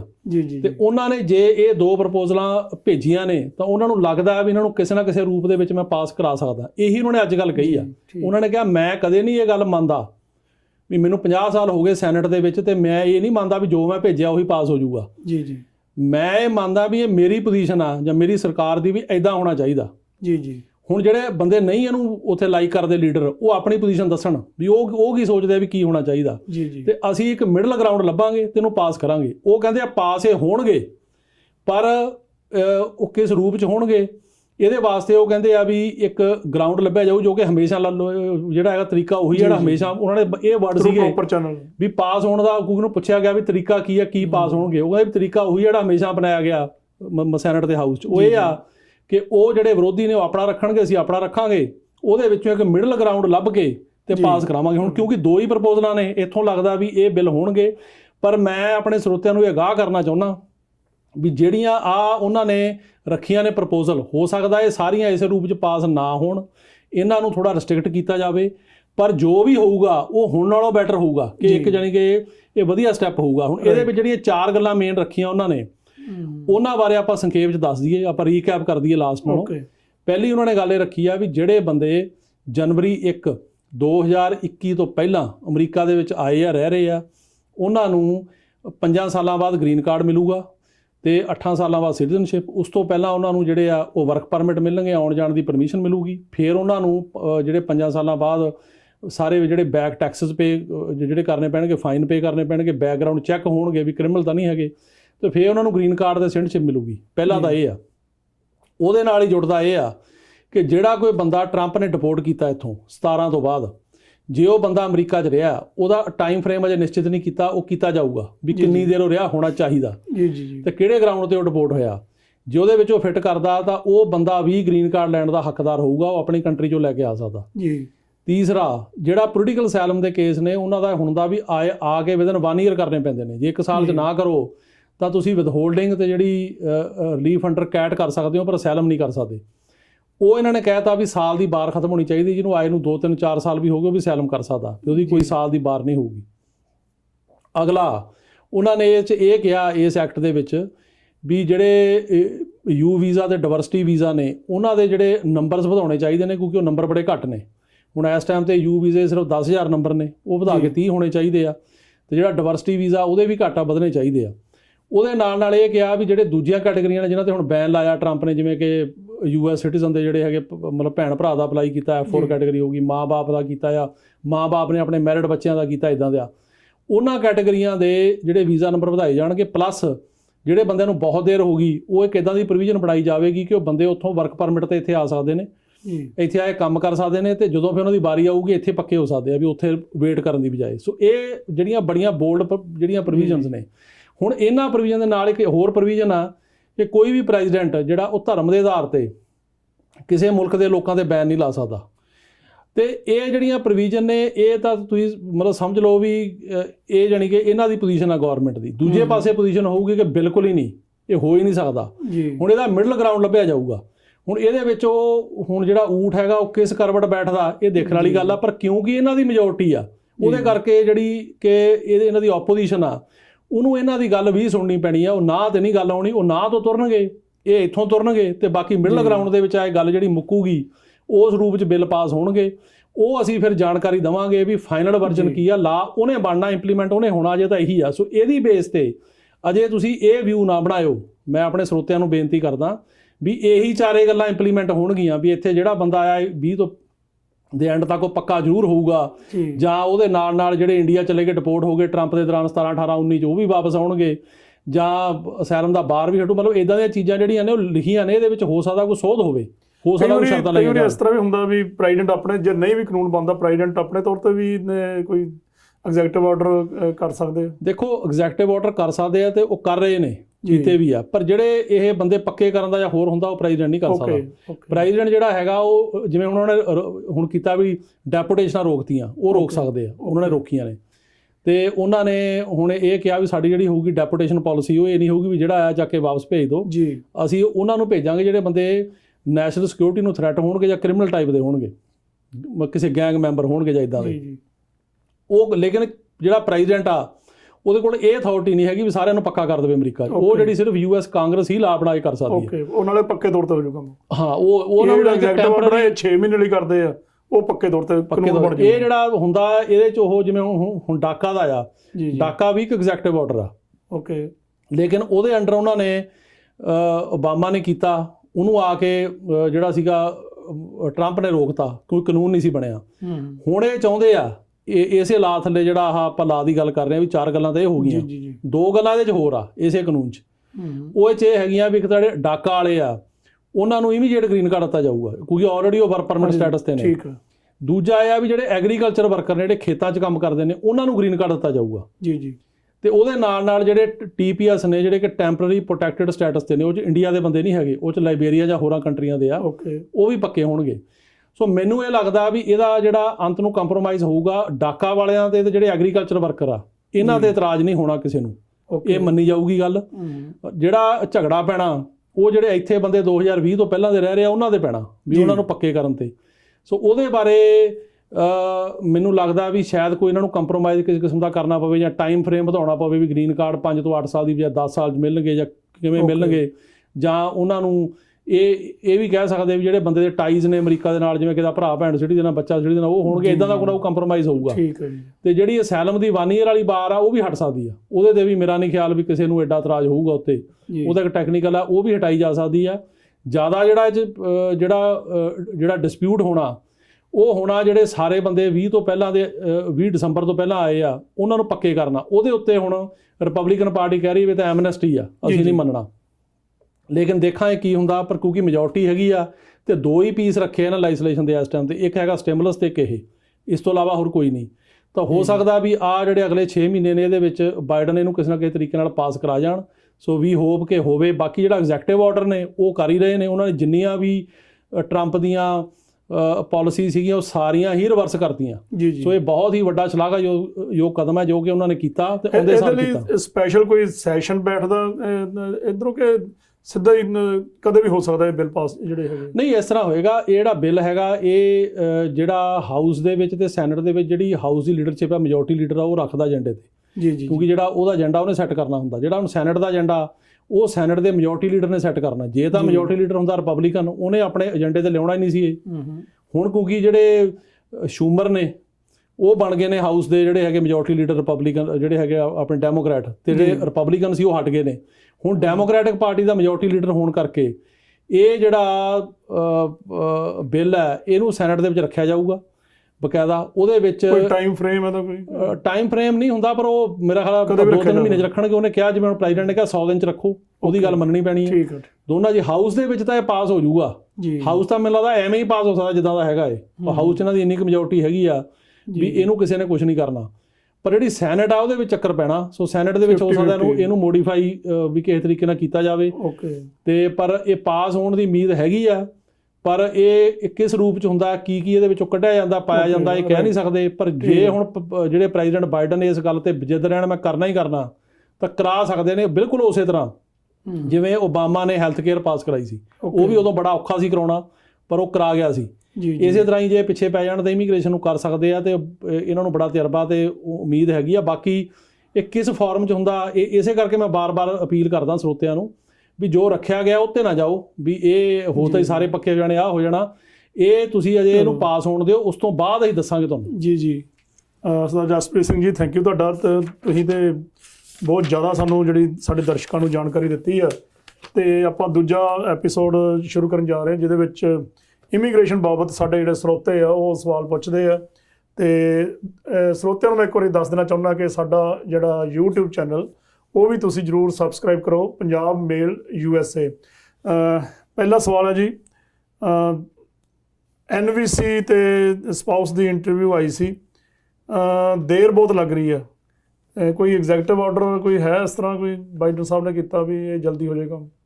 ਨਹੀਂ, ਉਹਨਾਂ ਨੇ ਇਹਦੇ ਬਾਰੇ ਕੁਝ ਨਹੀਂ ਕੀਤਾ। ਇਹ ਤਾਂ ਕਿਉਂਕਿ ਜਿਹੜੀ ਫਸਟ ਪ੍ਰੈਫਰੈਂਸ ਕੈਟਾਗਰੀ ਹੈ, ਨਾ ਹੀ ਇੱਥੇ ਕੋਈ ਬੈਨ ਲੱਗਿਆ। ਜਿਵੇਂ ਹੁਣ ਸਿਟੀਜ਼ਨ ਜੇ ਫਰਜ਼ ਕਰੋ ਵਿਆਹ ਦਾ ਕੇਸ ਕਰਦਾ, ਇਹ ਤੇ ਜਿਹੜੀ ਡਿਲੇ ਆ ਉਹ ਤਾਂ ਇੱਕ ਤਾਂ ਕਰੋਨਾ ਕਰਕੇ ਆ, ਕੁਛ ਜਿਹੜੀ ਸੀਗੀ ਉਹ ਸੀਗੀ ਟਰੰਪ ਕਰਕੇ। ਇਹਦੇ 'ਚ ਮੈਂ ਇੱਕ ਗੱਲ ਹੋਰ ਐਡ ਕਰਦੇ ਹਾਂ ਕਿ ਟਰੰਪ ਨੇ ਕਿ ਇਹਨਾਂ ਕੇਸਾਂ ਦੇ ਵਿੱਚ ਇੱਕ ਰੂਲ ਬਣਾਇਆ ਸੀ ਪਬਲਿਕ ਚਾਰਜ ਦਾ। ਉਹਦਾ ਮਤਲਬ ਇਹ ਸੀ ਵੀ ਜਿਹੜੇ ਬੰਦੇ ਨੇ ਬਾਹਰੋਂ ਆਉਣਾ, ਜਿਹਨੂੰ ਤੁਸੀਂ ਅਪਲਾਈ ਕੀਤਾ, ਤੁਹਾਡਾ ਹਸਬੈਂਡ ਹੀ ਹੈ, ਚਾਹੇ ਤੁਹਾਡੇ ਭੈਣ ਭਰਾ ਨੇ ਜਾਂ ਮਾਂ-ਬਾਪ ਹੈ, ਕੋਈ ਵੀ ਆ, ਉਹ ਜੇ ਅਮਰੀਕਾ ਦੇ ਵਿੱਚ ਆ ਕੇ ਪਬਲਿਕ ਚਾਰਜ ਬਣੂਗਾ ਵੀ ਸਰਕਾਰੀ ਕੋਈ ਫੈਸਿਲਿਟੀ ਲੈਣੀ, ਚਾਹੇ ਉਹਨੇ ਮੈਡੀਕਲ ਹੀ ਲੈਣਾ ਜਾਂ ਕੋਈ ਕਿਸੇ ਕਿਸਮ ਦਾ ਹੋਰ, ਤਾਂ ਉਹ ਇੱਥੇ ਨਹੀਂ ਆ ਸਕੂਗਾ। ਤੇ ਇਹ ਵੀ ਕਿਹਾ ਉਹਦੇ ਵਿੱਚ ਸੀਗਾ ਵੀ ਜਿਹੜੇ ਇੱਥੋਂ ਬੰਦੇ ਅਪਲਾਈ ਕਰਦੇ ਨੇ ਉਹਨਾਂ ਨੇ ਵੀ ਨਹੀਂ ਕੋਈ ਨਾ ਕੋਈ ਜਿਹੜੀ ਹੈਗੀ ਆ ਉਹ ਮਤਲਬ ਗਵਰਨਮੈਂਟ ਬੈਨੀਫਿਟ ਨਾ ਲਿਆ ਹੋਵੇ। ਟਰੰਪ ਨੇ ਇਹ ਬਣਾਇਆ ਸੀ, ਇਹਨੂੰ ਇਨਫੋਰਸ ਕੀਤਾ ਸੀ ਰੋਕਣ ਲਈ ਵੀ ਬਹੁਤ ਘੱਟ ਬੰਦੇ ਇਹੋ ਜਿਹੇ ਵੀਜ਼ਿਆਂ ਤੇ ਆਉਣ ਜਿਹੜੇ ਕਿ ਇਮੀਗ੍ਰੈਂਟ ਵੀਜ਼ੇ ਨੇ। ਬਾਈਡਨ ਨੇ ਉਹਨੂੰ ਰਿਵਿਊ ਕਰਨ ਵਾਸਤੇ ਆਰਡਰ ਦਿੱਤੇ ਆ। ਉਹਨਾਂ ਨੇ ਬਹੁਤ ਵੱਡੀ ਗੱਲ ਕੀਤੀ ਹੈ ਇਸ ਵੀਕ ਕਿ ਉਹਨਾਂ ਨੇ ਆਰਡਰ ਕਰਤਾ ਵੀ ਜਿਹੜਾ ਪਬਲਿਕ ਚਾਰਜ ਦਾ ਰੂਲ ਇਹਨੂੰ ਰਿਵਿਊ ਕੀਤਾ ਜਾਵੇ ਦੁਬਾਰਾ, ਤੇ ਇਹ ਕੀ ਆ ਤੇ ਇਹਦੀ ਜਿਹੜੀ ਹੈਗੀ ਆ ਇੰਪਲੀਮੈਂਟੇਸ਼ਨ ਉਹ ਜਿਸ ਤਰੀਕੇ ਨਾਲ ਹੋ ਰਹੀ ਹੈ ਇਹਨੂੰ ਰੋਕੀ ਜਾਵੇ। ਸੋ ਇਹਦੇ ਕਰਕੇ ਉਹ ਵੀ ਹੁਣ ਮਤਲਬ ਬਾਈਡਨ ਨੇ ਇੰਪਲੀਮੈਂਟ ਨਹੀਂ ਹੋਣ ਦੇਣਾ ਜਿੱਦਾਂ ਹੋ ਰਿਹਾ ਸੀ। ਲੇਕਿਨ ਇਸ 'ਤੇ ਕੋਈ ਜਿਹੜੀ ਪਾਬੰਦੀ ਨਹੀਂ। ਜਿਵੇਂ ਇਹਨਾਂ ਦਾ ਸਵਾਲ ਆ ਵੀ ਟਾਈਮ ਲੱਗ ਰਿਹਾ, ਇਹਨਾਂ ਨੂੰ ਚਾਹੀਦਾ ਵੀ NVC ਨਾਲ ਕੰਟੈਕਟ ਕਰਨ ਜਾਂ ਐਮਬੈਸੀ ਨਾਲ ਕਰਨ। ਕਰੋਨਾ ਕਰਕੇ ਡਿਲੇ ਆ। ਕੁਛ ਇਹ ਵੀ ਹੋ ਸਕਦੀ ਕਿ ਇਹਨਾਂ ਦੇ ਕਿਸੇ ਪੇਪਰ ਵਰਕ ਦੇ ਵਿੱਚ ਕੋਈ ਉਹਨਾਂ ਨੂੰ ਹੋਰ ਚੀਜ਼ ਦੀ ਲੋੜ ਹੋਵੇ, ਤੇ ਇਹ ਉਹਨਾਂ ਨਾਲ ਸੰਪਰਕ ਕਰਨ ਤੇ ਸੰਪਰਕ ਕਰਕੇ ਰਾਬਤਾ ਰੱਖਣ। ਬਸ ਇਹ 'ਚ ਇਹੀ ਆ, ਹੋਰ ਇਸ 'ਤੇ ਕੋਈ ਬੈਨ ਨਹੀਂ ਹੈਗਾ। ਅਗਲਾ ਸਵਾਲ ਵੀ ਇਹਦੇ ਨਾਲ ਰਿਲੇਟਡ ਹੈ ਜੀ। ਇੱਕ ਇੰਡੀਆ ਵਿੱਚ ਕਹਿੰਦੇ ਵੀ ਜਿਹੜੀ ਅੱਜ ਕੱਲ੍ਹ ਨਵਾਂ ਹੈਲਥ ਇੰਸ਼ੋਰੈਂਸ ਦਾ ਚੱਲਿਆ, ਇਹ ਕਿਵੇਂ ਇੰਡੀਆ ਤੋਂ ਕਿਵੇਂ ਕਰਵਾ ਸਕਦੇ? ਇੰਡੀਆ ਤੋਂ ਹੈਲਥ ਇੰਸ਼ੋਰੈਂਸ ਨਹੀਂ ਹੁੰਦੀ। ਜਿਹੜੀ ਅਮਰੀਕਾ ਦੀ ਹੈਲਥ ਇੰਸ਼ੋਰੈਂਸ ਇੱਥੇ ਕਰਾਉਣੀ ਪੈਂਦੀ ਹੈ। ਉਹਦਾ ਇੱਥੇ ਰਿਲੇਟਿਵ ਆ ਉਹਨਾਂ ਦਾ, ਜਿਹਨਾਂ ਨੇ ਪਟੀਸ਼ਨ ਕੀਤੀ ਹੋਈ ਆ, ਉਹ ਇੱਥੇ ਜਿਹੜੇ ਹੈਲਥ ਇੰਸ਼ੋਰੈਂਸ ਦੇ ਏਜੰਟ ਨੇ, ਜਿਹੜੇ ਹੈਲਥ ਇੰਸ਼ੋਰੈਂਸ ਕਰਦੇ ਨੇ, ਜਿੱਥੋਂ ਆਪਾਂ ਕਰਾਉਂਦੇ ਹਾਂ ਬਾਮਾ ਕੇਅਰ ਜਾਂ ਦੂਜੇ ਤੀਜੇ, ਉਹਨਾਂ ਨੂੰ ਕਹਿਣ ਕਿ ਸਾਨੂੰ ਹੈਲਥ ਇੰਸ਼ੋਰੈਂਸ ਚਾਹੀਦੀ ਆ। ਉਹ ਹੈਲਥ ਇੰਸ਼ੋਰੈਂਸ ਕਰਨਗੇ ਤੇ ਉਹ ਹੈਲਥ ਇੰਸ਼ੋਰੈਂਸ ਦੀ ਬੇਸ 'ਤੇ ਇੱਥੇ ਬੰਦਾ ਜਿਹੜਾ ਹੈਗਾ ਉਹ ਆ ਸਕਦਾ। ਕਿਉਂਕਿ ਇੱਥੇ ਕੋਈ ਕਲੀਅਰ ਗਾਈਡਲਾਈਨ ਨਹੀਂ ਵੀ ਹੈਲਥ ਇੰਸ਼ੋਰੈਂਸ ਕਿਵੇਂ ਹੋਊਗੀ, ਕੌਣ ਕਰੂਗਾ, ਜਾਂ ਤਾਂ ਗਾਈਡਲਾਈਨ ਸਰਕਾਰ ਦਿੰਦੀ, ਉਹ ਕੋਈ ਹੈ ਨਹੀਂ। ਸੋ ਹੁਣ ਜਿਹੜੇ ਆ ਏਜੰਟ ਹੈਲਥ ਇੰਸ਼ੋਰੈਂਸ ਕਰਦੇ ਆ ਉਹਨਾਂ ਦੇ ਹੀ ਆ, ਤੇ ਉਹ ਕਰਨ ਤੇ ਐਮਬੈਸੀ ਮੰਨੂਗੀ। ਹੋ ਸਕਦਾ ਇਹ ਤੇ ਵੀ ਗਾਹਾਂ ਬਾਈਡਨ ਚੱਲ ਕੇ ਰਿਲੈਕਸ ਕਰ ਦੇਣ। ਜੀ। ਅਗਲੇ ਦਰਸ਼ਕ ਲਿਖਦੇ ਆ ਜੀ, ਅਸੀਂ F3 ਕੈਟਾਗਰੀ ਵਿੱਚ ਆਉਂਦੇ ਹਾਂ। ਮੇਰੇ ਪਾਸਪੋਰਟ ਦੀ ਡੇਟ ਜਿਹੜੀ ਆ ਜੂਨ 2021 ਤੱਕ ਹੈ।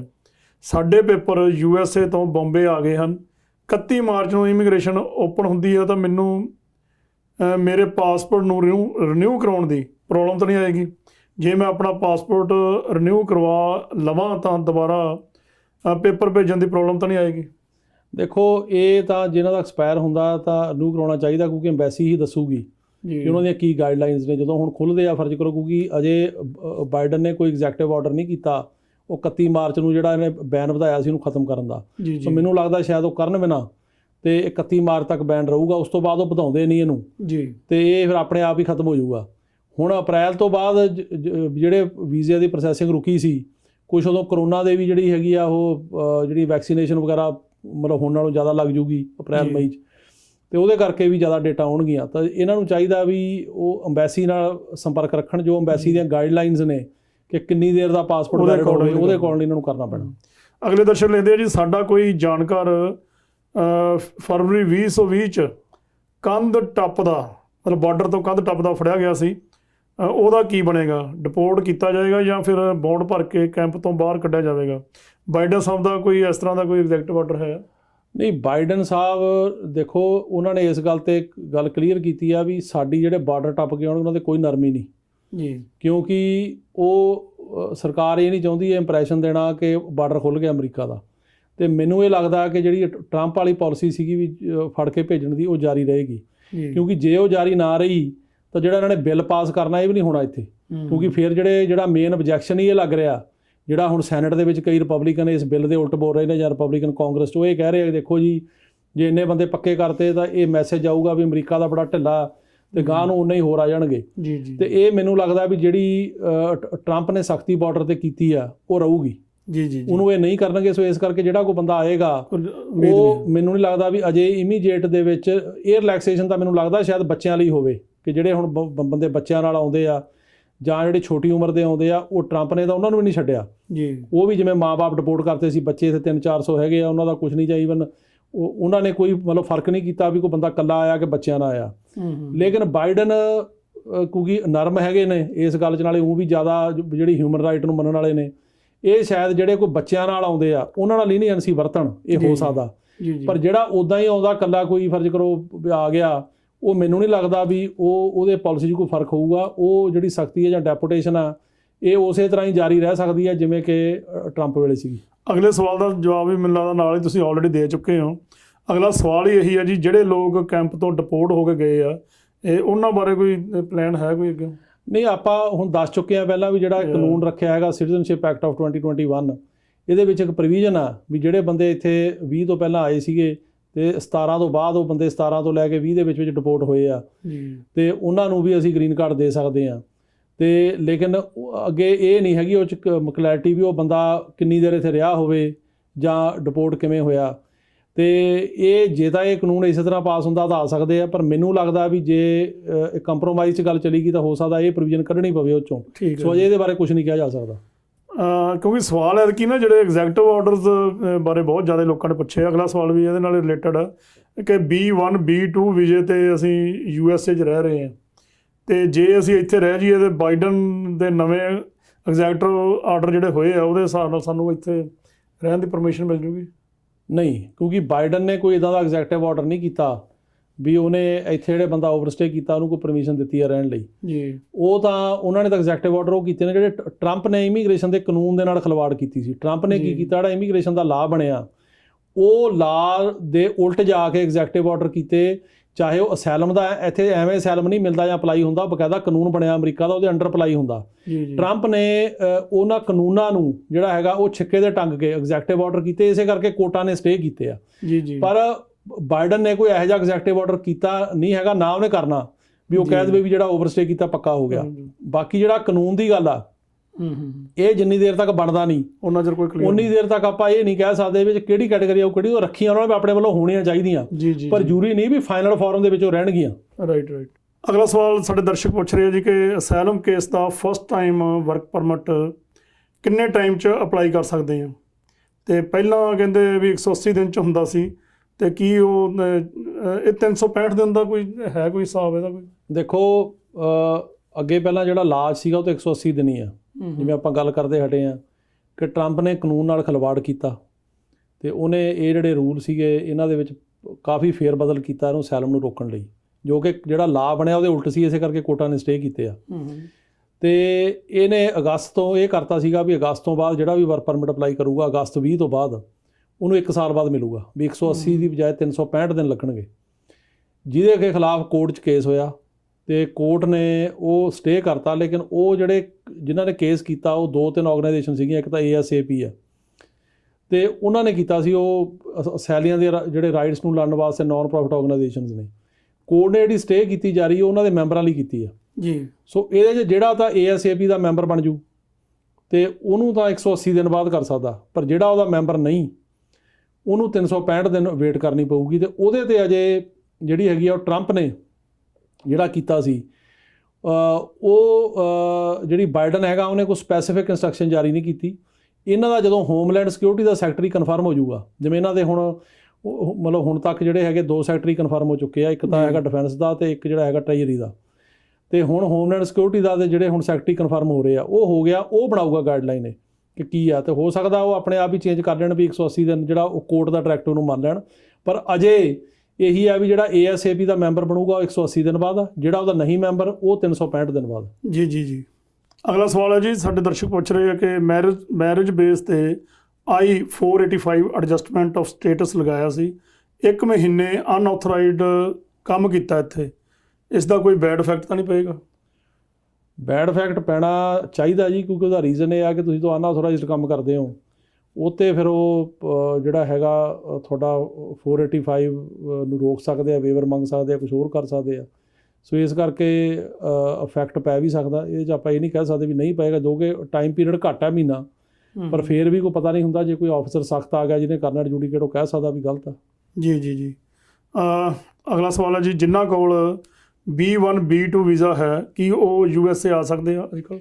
ਹਾਂਜੀ, ਜਿਹਦੇ ਕੋਲ ਵੀਜ਼ਾ ਹੈਗਾ ਉਹ ਆ ਸਕਦੇ ਆ, ਜੇ ਉਹਨਾਂ ਨੂੰ ਫਰਜ਼ ਕਰੋ ਉੱਥੋਂ ਏਅਰਲਾਈਨ ਚੜ੍ਹਨ ਦਿੰਦੀ ਆ ਜਾਂ ਉਹਨਾਂ ਨੂੰ ਕੋਈ ਏਅਰਲਾਈਨ ਦੀ ਰਿਸਟ੍ਰਿਕਸ਼ਨ ਨਹੀਂ ਹੈਗੀ। ਤੇ ਇੱਥੇ ਅਮਰੀਕਨ ਗੌਰਮੈਂਟ ਦੀ ਕੋਈ ਰਿਸਟ੍ਰਿਕਸ਼ਨ ਨਹੀਂ, ਸਿਰਫ ਜਿਹੜੀਆਂ ਰਿਸਟ੍ਰਿਕਸ਼ਨਸ ਹੋਣ ਲਾਈਆਂ ਨੇ ਬਾਈਡਨ ਨੇ ਅੱਜ, ਇਹਦੇ ਆਪਾਂ ਜਿਹੜਾ ਹੈਗਾ ਉਹ ਗੱਲ 'ਚ ਹੀ ਦੱਸ ਦਿੰਦੇ ਆ ਕਿ ਬਾਈਡਨ ਨੇ ਇੰਗਲੈਂਡ, ਅਫਰੀਕਾ ਜੀ ਤੇ ਜਿਹੜੇ ਇੱਦਾਂ ਦੇ ਮੁਲਕ ਨੇ ਜਿੱਥੇ ਕਿ ਜਿਹੜਾ ਹੈਗਾ ਕੋਵਿਡ ਦਾ ਵੇਰੀਐਂਟ ਆਇਆ, ਤੇ ਸਾਊਥ ਅਫਰੀਕਾ ਹੋ ਗਿਆ, ਇੰਗਲੈਂਡ ਹੋ ਗਿਆ, ਉਹਨਾਂ 'ਤੇ ਜਿਹੜੀ ਹੈਗੀ ਪਾਬੰਦੀ ਲਾਤੀ ਆ।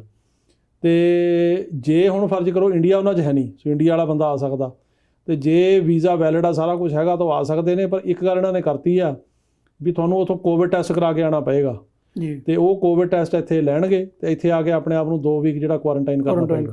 ਹਾਂਜੀ ਜੀ ਜੀ। ਮੇਰੀ ਬੇਟੀ 2010 'ਚ USA ਆਈ ਸੀ, 10ਵੀਂ 'ਚ ਪੜ੍ਹਦੀ ਆ, ਕੀ ਉਹ ਡਾਕਾ ਅਪਲਾਈ ਕਰ ਸਕਦੀ ਹੈ? ਜੇ ਉਹ ਜਿਹੜੀ ਡਾਕਾ ਦੀਆਂ ਗਾਈਡਲਾਈਨਸ ਨੇ ਉਹ 'ਚ ਹੋਣਾ ਚਾਹੀਦਾ। ਉਹ ਗਾਈਡਲਾਈਨ ਦੇ ਵਿੱਚ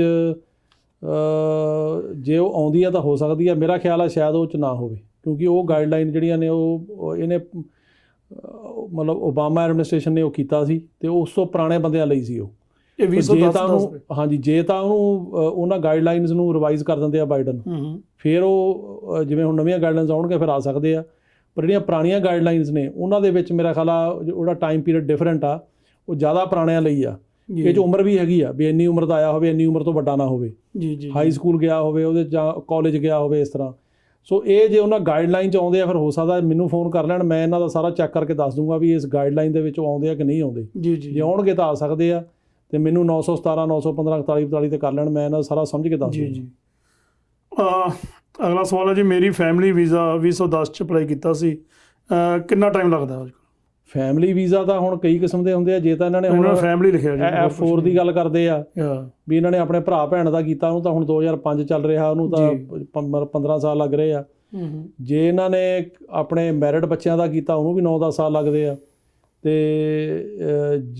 ਬਾਕੀ ਇਹ ਆ ਵੀ ਅਜੇ ਟਾਈਮ ਲੱਗੂਗਾ। ਬਾਕੀ ਇਹਨਾਂ ਕੈਟੇਗਰੀਆਂ ਬਾਰੇ ਆਪਾਂ ਦੱਸ ਦਈਏ ਸਰੋਤਿਆਂ ਨੂੰ ਕਿ ਪ੍ਰੈਜ਼ੀਡੈਂਟ ਟਰੰਪ ਜਾਂਦਾ ਮਾਰਚ 31 ਤੱਕ ਐਕਸਟੈਂਡ ਕਰ ਗਿਆ ਉਹਨੂੰ ਬੈਨ ਨੂੰ। ਹੁਣ ਅਪ੍ਰੈਲ ਤੋਂ ਬੈਨ ਖੋਲ੍ਹਣਾ, ਉਦੋਂ ਬਾਅਦ ਦੇਖਦੇ ਆ ਕਿ ਇਹ ਕਿੰਨੀਆਂ ਕੁ ਫਾਸਟ ਹੁੰਦੀਆਂ ਨੇ ਤੇ ਬਾਈਡਨ ਐਡਮਿਨਿਸਟ੍ਰੇਸ਼ਨ ਨੂੰ ਕਿੰਨਾ ਕੁ ਤੇਜ਼ ਕਰਦੀ ਆ। ਜੀ ਜੀ। ਤੇ ਪਲੱਸ ਜਦ ਤੱਕ ਜਿਹੜਾ ਨਵਾਂ ਕਾਨੂੰਨ ਆ ਜਿਹੜਾ ਕਿ ਆਪਾਂ ਹੁਣੇ ਗੱਲ ਕਰਦੇ ਹਟੇ ਆ ਵੀ ਸੈਨੇਟ ਤੇ ਹਾਊਸ ਦੇ ਵਿੱਚ ਰੱਖਿਆ ਜਾਊਗਾ, ਉਹਦਾ ਕੀ ਹਸ਼ਰ ਹੁੰਦਾ ਉਹ ਵੀ ਦੇਖਿਆ ਜਾਊਗਾ, ਕਿਉਂਕਿ ਉਹਦੇ ਵਿੱਚ ਵੀ ਇਹਨਾਂ ਕੈਟਾਗਰੀਆਂ ਬਾਰੇ ਲਿਖਿਆ ਵੀ ਤੇਜ਼ ਕੀਤੀਆਂ ਜਾਣਗੀਆਂ ਜਾਂ ਇਹਨਾਂ ਬੰਦਿਆਂ ਨੂੰ ਆਉਣ ਦੀ ਪਰਮਿਸ਼ਨ ਦਿੱਤੀ ਜਾਊਗੀ ਵੀ ਇੱਥੇ ਆ ਕੇ ਉਹ ਕੰਮ ਕਰ ਸਕਣ ਤੇ ਇਨ ਦਾ ਮੀਨ ਟਾਈਮ ਇੱਥੇ ਹੀ ਫਿਰ ਉਹ ਪੱਕੇ ਹੋ ਜਾਣ। ਜੀ ਜੀ। ਸੋ ਲੈਟ ਸੀ ਕਿ ਉਹਦਾ ਕੀ ਹੁੰਦਾ ਤੇ ਉਹਦੇ ਮੁਤਾਬਕ ਦੱਸਾਂਗੇ ਫਿਰ। ਅਗਲਾ ਸਵਾਲ ਹੈ ਜੀ, ਮੇਰੇ ਫਾਦਰ ਗ੍ਰੀਨ ਕਾਰਡ 2010 ਜਨਵਰੀ ਵਿੱਚ ਮੇਰੀ ਮਾਂ ਭੈਣ ਤੇ ਮੇਰਾ ਅਪਲਾਈ ਕੀਤਾ ਸੀ। ਮੇਰੀ ਉਮਰ 23 ਸਾਲ ਦੀ ਹੋ ਗਈ ਹੈ, ਕੀ ਮੈਨੂੰ ਕੋਈ ਪ੍ਰੋਬਲਮ ਆ ਸਕਦੀ ਹੈ? ਫਾਦਰ ਗ੍ਰੀਨ ਕਾਰਡ ਹੈ ਇਹਨਾਂ ਦੇ। ਜਿਹੜਾ ਫਾਦਰ ਗ੍ਰੀਨ ਕਾਰਡ ਆ, ਦੇਖੋ ਜਿਹੜਾ ਗ੍ਰੀਨ ਕਾਰਡ ਹੋਲਡਰ ਆ ਉਹ 21 ਸਾਲ ਤੋਂ ਉੱਪਰ ਬੱਚਿਆਂ ਦਾ ਅਪਲਾਈ ਕਰ ਸਕਦਾ ਜਿਹੜੇ ਅਨਮੈਰਿਡ ਨੇ। ਜੇ ਮੈਰਿਡ ਨਾ ਹੋਣ 21 ਸਾਲ ਘੱਟ ਨਹੀਂ 21 ਤੋਂ ਉੱਪਰ ਵੀ ਕਰ ਸਕਦਾ। ਅੱਛਾ, ਕਰ ਸਕਦੇ ਨੇ ਜੇ ਅਨਮੈਰਿਡ ਨੇ। ਅਨਮੈਰਿਡ ਹਾਂ, ਜਿਹੜਾ 21 ਤੋਂ ਘੱਟ ਵੀ ਤੇ ਲੇਕਿਨ ਜਿਹੜਾ 21 ਤੋਂ ਉੱਪਰ ਮੈਰਿਡ ਆ ਉਹਦਾ ਗ੍ਰੀਨ ਕਾਰਡ ਹੋਲਡਰ ਨਹੀਂ ਕਰ ਸਕਦਾ। ਸੋ ਇਸ ਕਰਕੇ ਉਹ ਵੀ ਕਰ ਸਕਦੇ ਆ ਤੇ ਉਹਦੇ ਅੰਡਰ ਇਹ ਆ ਵੀ ਉਹ ਅਪਲਾਈ ਕਰ ਦੇਣ, ਪਰ ਇਹਨਾਂ ਨੂੰ ਉਨੀ ਦੇਰ ਅਨਮੈਰਿਡ ਰਹਿਣਾ ਪਊਗਾ। ਓਕੇ। ਹਾਂ, ਜਿਹਦਾ ਨੰਬਰ ਨਹੀਂ ਹੁੰਦਾ। ਅਗਲਾ ਸਵਾਲ ਹੈ ਜੀ, ਸਾਡਾ F4 ਵੀਜ਼ਾ ਅਪਲਾਈ ਕੀਤਾ ਹੋਇਆ, ਇਹਦਾ ਕੀ ਪ੍ਰੋਸੀਜਰ ਹੈ, ਕਿੰਨਾ ਟਾਈਮ ਲੱਗਦਾ? F4 ਦਾ ਜੀ ਆਪਾਂ ਹੁਣ ਦੱਸ ਕੇ ਹਟੇ ਆ ਕਿ 2005 ਚੱਲ ਰਿਹਾ ਤੇ 31 ਮਾਰਚ ਤੱਕ ਬੈਨ ਆ। ਜੀ ਜੀ ਜੀ। ਤੇ ਉਹ ਬੈਨ ਨੂੰ ਅਜੇ ਤੱਕ ਬਾਈਡਨ ਸਾਹਿਬ ਨੇ ਨਹੀਂ ਹਟਾਇਆ। ਸੋ ਇਸ ਕਰਕੇ ਇਹ ਹੁਣ 1 ਅਪ੍ਰੈਲ ਤੋਂ ਬਾਅਦ ਪਤਾ ਲੱਗੂਗਾ, ਪਰ 2005 ਹੀ ਚੱਲ ਰਿਹਾ, 5 ਹੀ ਸ਼ੁਰੂ ਹੋਊਗਾ ਜਿੱਦਾਂ। ਜੀ ਜੀ। ਅਮਰੀਕਾ 'ਚ B1 B2 ਵੀਜ਼ੇ 'ਤੇ ਆਏ ਹੋਏ ਹਾਂ, ਕੀ ਉਹ ਕਹਿੰਦੇ ਆ ਕਿ ਅਸੀਂ EB2 ਜਾਂ EB3 ਵੀਜ਼ਾ ਇੱਥੇ ਰਹਿ ਕੇ ਅਪਲਾਈ ਕਰ ਸਕਦੇ? ਉਹਦੇ ਵਾਸਤੇ ਦੇਖੋ ਜੀ ਐਂਟਰੀ ਖਤਮ ਨਹੀਂ ਹੋਣੀ ਚਾਹੀਦੀ, ਕਿਉਂਕਿ ਜਿਹੜੇ ਇਹ ਵੀਜ਼ੇ ਹੁੰਦੇ ਨੇ ਜੇ ਐਂਟਰੀ ਇਹਨਾਂ ਦੀ ਖਤਮ ਹੋ ਜਾਵੇ ਤਾਂ ਇੱਥੇ ਕੁਝ ਨਹੀਂ ਮਿਲਦਾ। ਬਾਕੀ ਡਿਟੇਲ ਲਈ ਮੈਨੂੰ ਫੋਨ ਕਰ ਲੈਣ, ਮੈਂ ਇਹਨਾਂ ਨੂੰ ਦੱਸ ਦੂੰਗਾ ਵੀ ਇਹਨਾਂ ਦੀ ਕਿੰਨੀ ਐਂਟਰੀ ਰਹਿੰਦੀ ਹੈ, ਨਾਲੇ ਇਹਨਾਂ ਨੇ ਕਿਹੜੇ ਆਧਾਰ 'ਤੇ ਕਰਨਾ, ਕਿਉਂਕਿ ਉਹਦੀਆਂ ਵੀ ਸ਼ਰਤਾਂ ਹੁੰਦੀਆਂ ਨੇ ਤੇ ਜੇ ਉਹਨਾਂ ਸ਼ਰਤਾਂ ਦੇ ਵਿੱਚ ਪੂਰੇ ਉਤਰਦੇ ਆ ਤਾਂ ਫਿਰ ਕਰ ਸਕਦੇ। ਸਰਦਾਰ ਜਸਪ੍ਰੀਤ ਸਿੰਘ ਹੋਰਾਂ ਦਾ ਨੰਬਰ ਹੈ 9179154142। ਅਗਲਾ ਸਵਾਲ ਹੈ ਜੀ, F2B ਇਮੀਡੀਏਟ ਰਿਲੇਟਿਵ 'ਚ ਆ ਸਕਦੇ ਹਨ ਨਵੇਂ ਬਿੱਲ ਅਨੁਸਾਰ? ਦੇਖੋ ਨਵਾਂ ਬਿੱਲ ਅਜੇ ਪਾਸ ਨਹੀਂ ਹੋਇਆ, ਸੋ ਇਹਦੇ ਬਾਰੇ ਅਜੇ ਕੁਝ ਨਹੀਂ ਕਿਹਾ ਜਾ ਸਕਦਾ। ਇਹ ਜਦੋਂ ਹੁਣ ਪੂਰਾ ਪਾਸ ਹੋਊਗਾ ਫਿਰ ਦੱਸਾਂਗੇ ਵੀ ਇਹ 'ਚ ਕੀ ਕੀ ਆਉਂਦਾ। ਅਗਲਾ ਸਵਾਲ ਸਾਡੇ ਦਰਸ਼ਕ ਪੁੱਛ ਰਹੇ ਆ ਜੀ, ਮੈਂ ਆਪਣੇ 3 ਭਰਾਵਾਂ ਦਾ ਅਕਤੂਬਰ 2013 'ਚ ਅਪਲਾਈ ਕੀਤਾ ਸੀ, 2 ਭਰਾਵਾਂ ਦੀ ਅਪਰੂਵਲ ਲੈਟਰ ਆ ਗਈ ਹੈ ਪਰ ਤੀਜੇ ਦੀ ਹਾਲੇ ਤੱਕ ਨਹੀਂ ਆਈ, ਕੀ ਕਰੀਏ? ਉਹ ਇਮੀਗ੍ਰੇਸ਼ਨ ਨੂੰ ਤੁਸੀਂ ਪਰਸਿਊ ਕਰੋ, ਕਿਉਂਕਿ ਅਪਰੂਵਲ ਲੈਟਰ ਆਉਣੀ ਚਾਹੀਦੀ ਆ ਜੀ, ਤੇ ਉਹਨਾਂ ਨਾਲ ਹੀ ਤੁਹਾਨੂੰ ਰਾਬਤਾ ਕਰਨਾ ਪੈਣਾ ਵੀ ਤਾਂ ਕਿ ਆ ਜਾਵੇ, ਦੂਜਿਆਂ ਦੀ ਆ ਗਈ ਉਹਦੀ ਵੀ ਆਉਣੀ ਚਾਹੀਦੀ, ਉਹਨਾਂ ਨਾਲ ਕਰੋ। ਪਰ ਜੀ ਸਾਰਿਆਂ ਮੁਲਕਾਂ 'ਚ ਕਹਿੰਦੇ ਅਮਰੀਕਾ ਦੀਆਂ ਐਮਬੈਸੀਆਂ ਕਦੋਂ ਖੁੱਲ੍ਹ ਰਹੀਆਂ? ਨਹੀਂ, ਐਮਬੈਸੀਆਂ ਤਾਂ ਖੁੱਲ੍ਹੀਆਂ ਨੇ, ਲੇਕਿਨ ਐਮਰਜੈਂਸੀ ਵੀਜ਼ਿਆਂ ਲਈ ਨੇ, ਕੋਈ ਕੋਵਿਡ ਕਰਕੇ ਉਹ ਹਰੇਕ ਦੀ ਇੰਟਰਵਿਊ ਨਹੀਂ ਕਰ ਰਹੇ ਜੀ। ਜਿਵੇਂ ਕਿ ਪਿੱਛੇ ਵੀ ਕੁਐਸਚਨ ਸੀਗਾ, ਮੈਨੂੰ ਤਕਰੀਬਨ ਹਰ ਹਫ਼ਤੇ ਹੀ 3-4 ਸਵਾਲ ਇੱਦਾਂ ਦੇ ਆਉਂਦੇ ਆ ਫੋਨ 'ਤੇ ਵੀ ਜਾਂ ਈਮੇਲਾਂ 'ਚ ਕਿ ਸਾਡੀ ਜਿਹੜੀ ਵਿਆਹ ਦਾ ਕੇਸ ਸੀਗਾ ਪ੍ਰੋਸੈਸਿੰਗ ਇੱਥੋਂ ਹੋ ਗਈ ਆ ਤੇ NBC ਨੇ ਪੇਪਰ ਉੱਥੇ ਭੇਜਤੇ ਆ ਤਾਂ ਐਮਬੈਸੀ ਇੰਟਰਵਿਊ ਨਹੀਂ ਦੇ ਰਹੀ, ਜਾਂ ਇੰਟਰਵਿਊ ਆ ਕੇ ਵੀ ਕੈਂਸਲ ਹੋ ਗਈ, ਕਈਆਂ ਦੀ ਆਈ ਫਿਰ ਕੈਂਸਲ ਹੋ ਗਈ ਜੀ ਜੀ, ਵੀ ਕੀ ਹੋਊਗਾ? ਉਹਦੇ 'ਚ ਬੇਸਿਕਲੀ ਇਹ ਆ ਵੀ ਐਮਬੈਸੀ ਇਸ ਲਈ ਕੈਂਸਲ ਕਰ ਰਹੀ ਹੈ, ਕੋਵਿਡ ਕਰਕੇ ਉਹ ਘੱਟ ਇੰਟਰਵਿਊਆਂ ਕਰਦੇ ਆ, ਪਰ ਦੇ ਰਹੇ ਨੇ ਇੰਟਰਵਿਊਆਂ ਫਿਰ ਵੀ। ਸੋ ਇਸ ਕਰਕੇ ਤਾਂ ਐਮਬੈਸੀ ਨੂੰ ਹੀ ਪਰਸਿਊ ਕਰਨਾ ਪੈਣਾ ਇਹਨਾਂ ਨੂੰ। ਅਤੇ ਅਗਲਾ ਸਵਾਲ ਹੈ ਜੀ, H1 H2 ਵੀਜ਼ਾ ਜਿਹੜਾ ਹੈਗਾ ਉਹ ਬੈਨ ਕਦੋਂ ਖੁੱਲ੍ਹੇਗਾ? ਦੇਖੋ ਜਿਹੜਾ H1 ਤੇ ਬੈਨ ਹੈ ਉਹ ਮਤਲਬ ਬੇਸਿਕਲੀ ਦਾ 31 ਮਾਰਚ ਤੱਕ ਆ ਜੀ, ਉਸ ਤੋਂ ਬਾਅਦ ਫਿਰ ਅਪ੍ਰੈਲ ਤੋਂ ਬਾਅਦ ਖੁੱਲ੍ਹੇਗਾ। ਟਰੰਪ ਨੇ ਬੜੀਆਂ ਦੀਆਂ ਗਾਈਡਲਾਈਨਸ ਕੀਤੀਆਂ ਸੀ ਰਿਸਟ੍ਰਿਕਟ, ਜਿਹਨੂੰ ਕਿ ਕੋਰਟ ਨੇ ਸਟੇ ਕਰਤਾ ਸੀ। ਉਹਨੇ ਜਿਹੜੀ ਸਪੈਸ਼ਲਿਟੀ ਆਕੂਪੇਸ਼ਨ ਹੈ ਤੇ ਪਲੱਸ ਜਿਹੜੀ ਵੇਜ ਹੁੰਦੀ ਆ ਉਹਦੇ 'ਚ ਕਾਫੀ ਜ਼ਿਆਦਾ ਫੇਰ ਬਦਲ ਕੀਤਾ ਸੀ। ਟਰੰਪ ਐਡਮਿਨਿਸਟ੍ਰੇਸ਼ਨ ਕਹਿ ਰਹੀ ਆ ਨੇ ਜੋ ਵੀ ਕੀਤਾ ਉਹਨੂੰ, ਜਿਹੜੀ ਬਾਈਡਨ ਐਡਮਿਨਿਸਟ੍ਰੇਸ਼ਨ ਆ ਉਹ ਇਹ ਕਹਿ ਰਹੀ ਆ ਵੀ ਅਸੀਂ ਇਹਨੂੰ ਹੁਣ ਚੇਂਜ ਕਰਾਂਗੇ, ਠੀਕ ਆ, ਤੇ ਇਹ ਹੁਣ ਨਵੀਆਂ ਗਾਈਡਲਾਈਨ ਜਾਰੀ ਕਰਨਗੇ, ਪਰ ਮੇਰਾ ਖਿਆਲ ਅਪ੍ਰੈਲ ਤੋਂ ਬਾਅਦ ਹੀ ਹੋਊਗਾ। ਓਕੇ। ਕੋਵਿਡ ਕਰਕੇ ਅਸਾਈਲਮ ਕੇਸ ਦੀ ਹੀਅਰਿੰਗ 'ਤੇ ਅਸੀਂ ਨਹੀਂ ਜਾ ਸਕੇ, ਨਵੀਂ ਡੇਟ ਜਿਹੜੀ ਆ ਜੱਜ ਨੇ 2023 ਦੀ ਪਾਈ ਹੈ, ਕੀ ਅਸੀਂ ਅਰਲੀ ਡੇਟ ਲਈ ਅਪਲਾਈ ਕਰ ਸਕਦੇ ਹਾਂ ਜਾਂ ਫਿਰ ਅਸੀਂ ਬਾਈਡਨ ਦੀ ਪਲਾਨ ਹੇਠ ਅਪਲਾਈ ਕਰ ਸਕਦੇ ਹਾਂ? ਪਹਿਲੀ ਗੱਲ ਤਾਂ ਜਿਹੜੀ ਬਾਈਡਨ ਦੀ ਪਲਾਨ ਆ ਉਹ ਅਜੇ ਰੱਖੀ, ਅਜੇ ਪਲਾਨ ਬਣੀ ਕੋਈ ਨਹੀਂ। ਸੋ ਇਸ ਕਰਕੇ ਉਹ ਜਦ ਤੱਕ ਲਾਅ ਬਣਦਾ ਨਹੀਂ ਹੈਗਾ ਉਨੀ ਦੇਰ ਤੱਕ ਉਹਦੀ ਐਪਲੀਕੇਸ਼ਨ ਦਾ ਸਵਾਲ ਹੀ ਪੈਦਾ ਨਹੀਂ ਹੁੰਦਾ। ਉਹ ਦੇਖਣਾ ਪਊਗਾ ਵੀ ਜਦੋਂ ਕਾਨੂੰਨ ਬਣਿਆ ਉਹ ਕੀ ਬਣਦਾ ਤਾਂ ਕਿਹੜਾ ਉਹ 'ਚ ਕਵਰ ਹੁੰਦਾ ਜੀ। ਦੂਸਰੀ ਗੱਲ ਜਿਹੜੀ ਆ ਕਿ ਜਿਹੜਾ ਇਹਨਾਂ ਦਾ ਕੇਸ ਅੱਗੇ ਚਲਾ ਗਿਆ, ਉਹ ਅੱਗੇ ਇਸ ਕਰਕੇ ਕੇਸ ਜਾ ਰਹੇ ਨੇ ਕਿ ਕੋਵਿਡ ਕਰਕੇ ਜਿਹੜੀਆਂ ਡੇਟਾਂ ਹੈਗੀਆਂ ਕੋਰਟ ਨਹੀਂ ਦੇ ਰਹੀ। ਇਹਦੇ ਨਾਲ ਮੈਂ ਇੱਕ ਹੋਰ ਜਾਣਕਾਰੀ ਦੇ ਦਾਂ ਵੀ ਜਿਹੜੀਆਂ ਨਿਊਯਾਰਕ ਦੀਆਂ ਕੋਰਟਾਂ ਨੇ ਉਹਨਾਂ ਨੂੰ ਫਰਵਰੀ ਤੱਕ ਇਹਨਾਂ ਨੇ ਹੁਣ ਫੇਰ ਦੁਬਾਰਾ ਬੰਦ ਕਰਤਾ, ਉਹਨਾਂ ਦੀ ਜਿਹੜੀ ਸਾਰੀਆਂ ਹੀਅਰਿੰਗਸ ਪੋਸਟਪੋਨ ਕਰਤੀਆਂ ਜੀ, ਤੇ ਬਾਕੀ ਕੋਰਟਾਂ ਨੇ ਖੁੱਲ੍ਹੀਆਂ, ਉਹਨਾਂ ਦੇ ਡੇਟਾ ਵੀ ਮਾਸਟਰ ਡੇਟਾਂ ਸਾਰੀਆਂ ਅੱਗੇ ਹੋ ਰਹੀਆਂ ਨੇ, ਸਿਰਫ ਫਾਈਨਲ ਡੇਟਾ ਉਹ ਕਰ ਰਹੇ ਆ। ਸੋ ਜੇ 23 ਡੇਟ ਚਲੀ ਗਈ ਹੈ, ਜਦੋਂ ਖੁੱਲ੍ਹੇਗਾ ਫਰਜ਼ ਕਰੋ ਜੂਨ ਜੁਲਾਈ ਤੋਂ ਬਾਅਦ ਕੋਰਟਾਂ ਖੁੱਲ੍ਹ ਜਾਂਦੀਆਂ, ਲੋਕਾਂ ਨੂੰ ਵੈਕਸੀਨੇਸ਼ਨ ਲੱਗ ਜਾਂਦੀ ਆ, ਆਹ ਸਾਲ 'ਚ ਕਿਸੇ ਪੁਆਇੰਟ 'ਤੇ ਤਾਂ ਖੁੱਲ੍ਹੇਗਾ ਹੀ ਨਾ, ਚਾਹੇ ਜੂਨ 'ਚ ਨਾ ਖੁੱਲ੍ਹੇ ਬਲ ਅਕਤੂਬਰ 'ਚ ਖੁੱਲ੍ਹ ਜਾਏਗਾ, ਕਿਉਂਕਿ ਆਫਟਰ ਆਲ ਜਿਹੜੀ ਹੁਣ ਵੈਕਸੀਨੇਸ਼ਨ ਦੀ ਸਪੀਡ ਵਧੇਗੀ ਤਾਂ ਅਗਲੇ 5-6 ਮਹੀਨੇ ਦੇ ਵਿੱਚ ਕਾਫੀ ਲੋਕਾਂ ਨੂੰ ਲੱਗ ਜਾਣੀ ਹੈ। ਤੇ ਉਹਦੇ ਬਾਅਦ ਜਿਹੜੀਆਂ ਮਤਲਬ ਹੀਅਰਿੰਗ ਸ਼ੁਰੂ ਹੋਣਗੀਆਂ ਕਿਸੇ ਕਿਸਮ ਦੀਆਂ ਨਾਰਮਲ, ਉਦੋਂ ਬਾਅਦ ਹੋ ਸਕਦਾ ਵੀ ਹੀਅਰਿੰਗਾਂ ਜੱਜ ਪਹਿਲਾਂ ਜਣੀਆਂ ਸ਼ੁਰੂ ਕਰ ਦੇਣ ਤੇ ਜਾਂ ਫਿਰ ਉਸ ਟਾਈਮ ਜਿਹੜਾ ਇਹਨਾਂ ਦੇ ਵਕੀਲ ਨੇ ਉਹ ਰਿਕੁਐਸਟ ਕਰ ਸਕਦੇ ਆ ਵੀ ਸਾਨੂੰ ਜੇ ਕੋਈ ਪਹਿਲਾਂ ਅਵੇਲੇਬਲ ਡੇਟ ਆ ਉਹ ਦੇ ਦਿਓ, ਉਹ ਕੀਤੀ ਜਾ ਸਕਦੀ ਹੈ। ਜੀ ਜੀ। ਅਗਲਾ ਸਵਾਲ ਸਾਡੇ ਜਿਹੜੇ ਦਰਸ਼ਕ ਪੁੱਛ ਰਹੇ ਆ ਜੀ ਕਿ 2014 ਤੋਂ ਅਸੈਲਮ ਕੇਸ ਲੱਗਿਆ ਹੈ, ਹਾਲੇ ਤੱਕ ਕੁਝ ਨਹੀਂ ਹੋਇਆ ਸਾਡਾ। ਉਹ ਇਸ ਤਰ੍ਹਾਂ ਸੀ ਕਿ 2018 ਤੋਂ ਟਰੰਪ ਨੇ ਕਰਤਾ ਸੀ ਜਿਹੜੇ ਫਰਵਰੀ 18 ਤੋਂ ਬਾਅਦ ਵਾਲੇ ਆ ਉਹਨਾਂ ਨੂੰ ਡੇਟਾਂ ਪਹਿਲਾਂ ਦਿਓ, ਤੇ ਪੁਰਾਣਿਆਂ ਦੀਆਂ ਡੇਟਾਂ ਉਹਨਾਂ ਨੇ ਜਿਹੜੀਆਂ ਸੀ ਉਹ ਫਰੀਜ਼ ਕਰਤੀਆਂ ਸੀ। ਸੋ ਹੋ ਸਕਦਾ ਇਹਨਾਂ ਦੀ ਡੇਟ ਹੀ ਨਾ ਆਈ ਹੋਵੇ, ਕਿਉਂਕਿ 16, 15 ਵਾਲੇ 17 ਵਾਲੇ ਤਾਂ ਆਮ ਨੇ, ਪਰ 14 ਵਾਲੇ ਅਨਯੂਜੂਅਲ ਨੇ, ਨਹੀਂ ਤਾਂ ਆਮ ਤੌਰ 'ਤੇ ਉਹਨਾਂ ਦੀ ਤਾਂ ਆ ਗਈਆਂ, ਪਰ 16, 17 ਵਾਲੇ ਤਾਂ ਆਮ ਹੀ ਆ ਸਾਰੇ, ਇਹਨਾਂ ਦੀ ਕੋਈ ਡੇਟ ਨਹੀਂ ਆਈ। ਤਾਂ ਉਹ ਹੁਣ ਮੇਰਾ ਖਿਆਲ ਆ ਬਾਈਡਨ ਦਾ ਜਦੋਂ ਨਵਾਂ ਹੋਮਲੈਂਡ ਜਿਹੜਾ ਹੈਗਾ ਸਿਕਿਉਰਿਟੀ ਦਾ ਸੈਕਟਰੀ ਬਣਨੇ ਜਿਹੜਾ ਅਪਰੂਵ ਹੋਏਗਾ ਸੈਨੇਟ ਤੋਂ, ਉਹ ਇੱਕ ਪਾਲਿਸੀ ਬਣਾਉਣਗੇ ਤਾਂ ਇਹ ਪੋਸੀਬਿਲਿਟੀ ਹੈਗੀ ਆ ਕਿ ਉਹ ਜਿਹੜਾ ਟਰੰਪ ਨੇ ਕੀਤਾ ਸੀ ਵੀ 18 ਤੋਂ ਬਾਅਦ ਵਾਲਿਆਂ ਨੂੰ ਦੇ ਦਿਓ, ਪਹਿਲਾਂ ਵਾਲਿਆਂ ਨੂੰ ਨਾ ਡੇਟ ਦਿਓ, ਇਹ ਜਿਹੜੀ ਪਾਲਿਸੀ ਨੂੰ ਖਤਮ ਕਰਨਗੇ ਤੇ ਫਿਰ ਡੇਟਾਂ ਸਾਰਿਆਂ ਦੀ ਆਉਣੇ ਸ਼ੁਰੂ ਹੋਣਗੀਆਂ। ਤਾਂ ਹੋ ਸਕਦਾ ਅੱਜ ਤੋਂ ਕਰੋਨਾ ਦੀ ਵੈਕਸੀਨੇਸ਼ਨ ਖਤਮ ਹੁੰਦੀ, ਸਾਰਿਆਂ ਨੂੰ ਵੈਕਸੀਨੇਸ਼ਨ ਹੁੰਦੀ ਆ ਤੇ ਕਰੋਨਾ ਖਤਮ ਹੁੰਦਾ ਆ ਜਾਂ ਕਹਿ ਲਓ ਇਹਦਾ ਪ੍ਰਕੋਪ ਘਟਦਾ, ਤਾਂ ਉਦੋਂ ਬਾਅਦ ਡੇਟਾ ਆਉਣਗੀਆਂ। ਆਹ ਸਾਲ ਦੇ ਐਂਡ 'ਚ ਅਗਲੇ ਸਾਲ ਤੱਕ ਉਮੀਦ ਹੈਗੀ ਆਉਣ ਦੀ। ਜੀ ਜੀ ਜੀ। ਜੂਨ 2020 'ਚ ਸਾਡੀ ਇਮੀਗ੍ਰੇਸ਼ਨ ਪਟੀਸ਼ਨ ਅਪਰੂਵ ਹੋ ਗਈ ਸੀ। 1 ਮਹੀਨਾ ਪਹਿਲਾਂ ਯਾਨੀ ਕਿ ਮਈ 2020 'ਚ ਪ੍ਰਿੰਸੀਪਲ ਐਪਲੀਕੈਂਟ ਦੀ ਡੈਥ ਹੋ ਗਈ, ਕੀ ਕੁਝ ਹੋ ਸਕਦਾ? ਨਾ, ਜਦੋਂ ਪ੍ਰਿੰਸੀਪਲ ਐਪਲੀਕੈਂਟ ਦੀ ਮਤਲਬ ਡੈਥ ਹੋ ਜਾਵੇ ਤਾਂ ਉਹ ਪਟੀਸ਼ਨ ਖਤਮ ਹੋ ਜਾਂਦੀ ਆ, ਤੇ ਜਿਹਦਾ ਤੁਹਾਡੇ ਇੱਥੇ ਆਉਣ ਤੋਂ ਬਾਅਦ ਡੈਥ ਹੋਵੇ ਫਿਰ ਤਾਂ ਚਲੋ ਠੀਕ ਆ ਵੀ ਤੁਸੀਂ ਇੱਥੇ ਆ ਗਏ ਤੇ ਉਸ ਤੋਂ ਬਾਅਦ ਡੈਥ ਹੋ ਜਾਵੇ, ਪਰ ਜੇ ਉੱਥੇ ਹੀ ਹੋ ਜਾਵੇ ਚਾਹੇ ਵੀਜ਼ਾ ਲੱਗ ਵੀ ਜਾਵੇ ਤਾਂ ਵੀ ਡੈਥ ਹੋ ਜਾਵੇ ਫਿਰ ਵੀ ਤੁਸੀਂ ਐਂਟਰ ਨਹੀਂ ਕਰ ਸਕਦੇ। ਸੋ ਇਹਦੇ ਵਿੱਚ ਕੁਝ ਨਹੀਂ ਬਣਨਾ। ਜੀ ਜੀ। ਅਗਲਾ ਸਵਾਲ ਹੈ ਜੀ, ਕੀ ਮੈਂ ਅਡੋਪਸ਼ਨ ਕੇਸ ਪਹਿਲਾਂ ਅਪਲਾਈ ਕਰਕੇ ਬਾਅਦ ਵਿੱਚ ਇੰਡੀਆ 2 ਸਾਲ ਲਈ ਬੱਚੇ ਨਾਲ ਰਹਿਣ ਜਾ ਸਕਦਾ? ਚਾਈਲਡ ਦੀ ਉਮਰ ਕਹਿੰਦੇ ਅਸਲ 'ਚ ਦਸੰਬਰ 2021 'ਚ ਓਵਰ ਹੋ ਰਹੀ ਹੈ। ਦੇਖੋ ਰੰਧਾਵਾ ਸਾਹਿਬ, ਅਡੋਪਸ਼ਨ ਦੇ ਜਿਹੜਾ ਲਾ ਆ ਉਹ ਇਹ ਹੈਗਾ ਵੀ ਇੱਕ ਤਾਂ ਜੀ ਜਿਹਨੇ ਅਡੋਪਟ ਕਰਨਾ ਉਹ ਜਿਵੇਂ ਸਿਟੀਜ਼ਨ ਆ, ਤੇ ਜੇ ਉਹਨੇ ਅਡੋਪਟ ਕਰਨਾ ਬੱਚੇ ਨੂੰ ਜਾ ਕੇ, ਤੇ ਉਹ ਬੱਚੇ ਦੀ ਉਮਰ ਜਿਹੜੀ ਹੈਗੀ ਉਹ 16 ਸਾਲ ਤੋਂ ਘੱਟ ਚਾਹੀਦੀ ਆ ਜੀ। ਹੁਣ ਅਡੋਪਟ ਗ੍ਰੀਨ ਕਾਰਡ ਹੋਲਡਰ ਵੀ ਕਰ ਸਕਦਾ, ਸਿਟੀਜ਼ਨ ਵੀ ਕਰ ਸਕਦਾ, ਪਰ ਬੱਚੇ ਦੀ ਉਮਰ 16 ਤੋਂ ਘੱਟ ਹੋਣੀ ਚਾਹੀਦੀ, ਪਹਿਲੀ ਗੱਲ ਜਿਹਨੂੰ ਅਡੋਪਟ ਕਰਨਾ। ਦੂਜੀ ਗੱਲ, ਜਿਹਨੇ ਅਡੋਪਟ ਕਰਨਾ ਉਹ ਅਡੋਪਸ਼ਨ ਕਰਕੇ ਇਮੀਡੀਏਟਲੀ ਉੱਥੇ 2 ਸਾਲ ਰਵੇ ਜੀ, ਠੀਕ ਆ, ਤੇ ਉਹ 2 ਸਾਲ ਬੱਚੇ ਕੋਲ ਰਵੇ, ਚਾਹੇ ਬੱਚੇ ਦੀ ਉਮਰ 18-19 ਸਾਲ ਦੀ ਹੋ ਜਾਵੇ ਕੋਈ ਗੱਲ ਨਹੀਂ, ਪਰ ਅਡੋਪਸ਼ਨ ਤੋਂ ਪਹਿਲਾਂ ਜਿਹੜੀ ਹੈਗੀ 16 ਸਾਲ ਤੋਂ ਘੱਟ ਚਾਹੀਦਾ। ਉਹ 2 ਸਾਲ ਰਹਿਣ ਤੋਂ ਬਾਅਦ ਹੀ ਅਪਲਾਈ ਕਰ ਸਕਦਾ, ਅਪਲਾਈ ਕਰਨ ਤੋਂ ਬਾਅਦ 2 ਸਾਲ ਨਹੀਂ ਰਹਿ ਸਕਦਾ ਉਹ। ਸੋ 2 ਸਾਲ ਰਹਿਣਾ ਪਊਗਾ। ਹੁਣ ਗ੍ਰੀਨ ਕਾਰਡ ਹੋਲਡਰ ਲਈ ਇਸ ਕਰਕੇ ਇਹ ਮਤਲਬ ਮੁਸ਼ਕਿਲ ਆ ਵੀ ਗ੍ਰੀਨ ਕਾਰਡ ਹੋਲਡਰ 2 ਸਾਲ ਇੰਡੀਆ ਰਹਿ ਨਹੀਂ ਸਕਦਾ, ਠੀਕ ਆ, ਪਰਮਿਸ਼ਨ ਲੈਣੀ ਪੈਂਦੀ ਆ ਉਹਨੂੰ, ਤੇ ਜਿਹੜਾ ਹੈਗਾ ਸਿਟੀਜ਼ਨ ਰਹਿ ਸਕਦਾ। ਸੋ ਇਸ ਕਰਕੇ ਜੇ ਤੁਸੀਂ ਅਡੋਪਸ਼ਨ ਕੀਤੀ ਆ ਤੇ ਬੱਚੇ ਦੀ ਉਮਰ 16 ਸਾਲ ਤੋਂ ਘੱਟ ਆ, ਤੁਸੀਂ ਪਹਿਲਾਂ ਰਹੋ 2 ਸਾਲ ਤੇ ਉਸ ਤੋਂ ਬਾਅਦ ਕੇਸ ਕਰੋ। ਜੀ ਜੀ। ਅਗਲਾ ਸਵਾਲ ਹੈ ਜੀ, ਹੀਅਰਿੰਗ ਡੇਟਸ ਕਦੋਂ ਸ਼ੁਰੂ ਹੋ ਰਹੀਆਂ?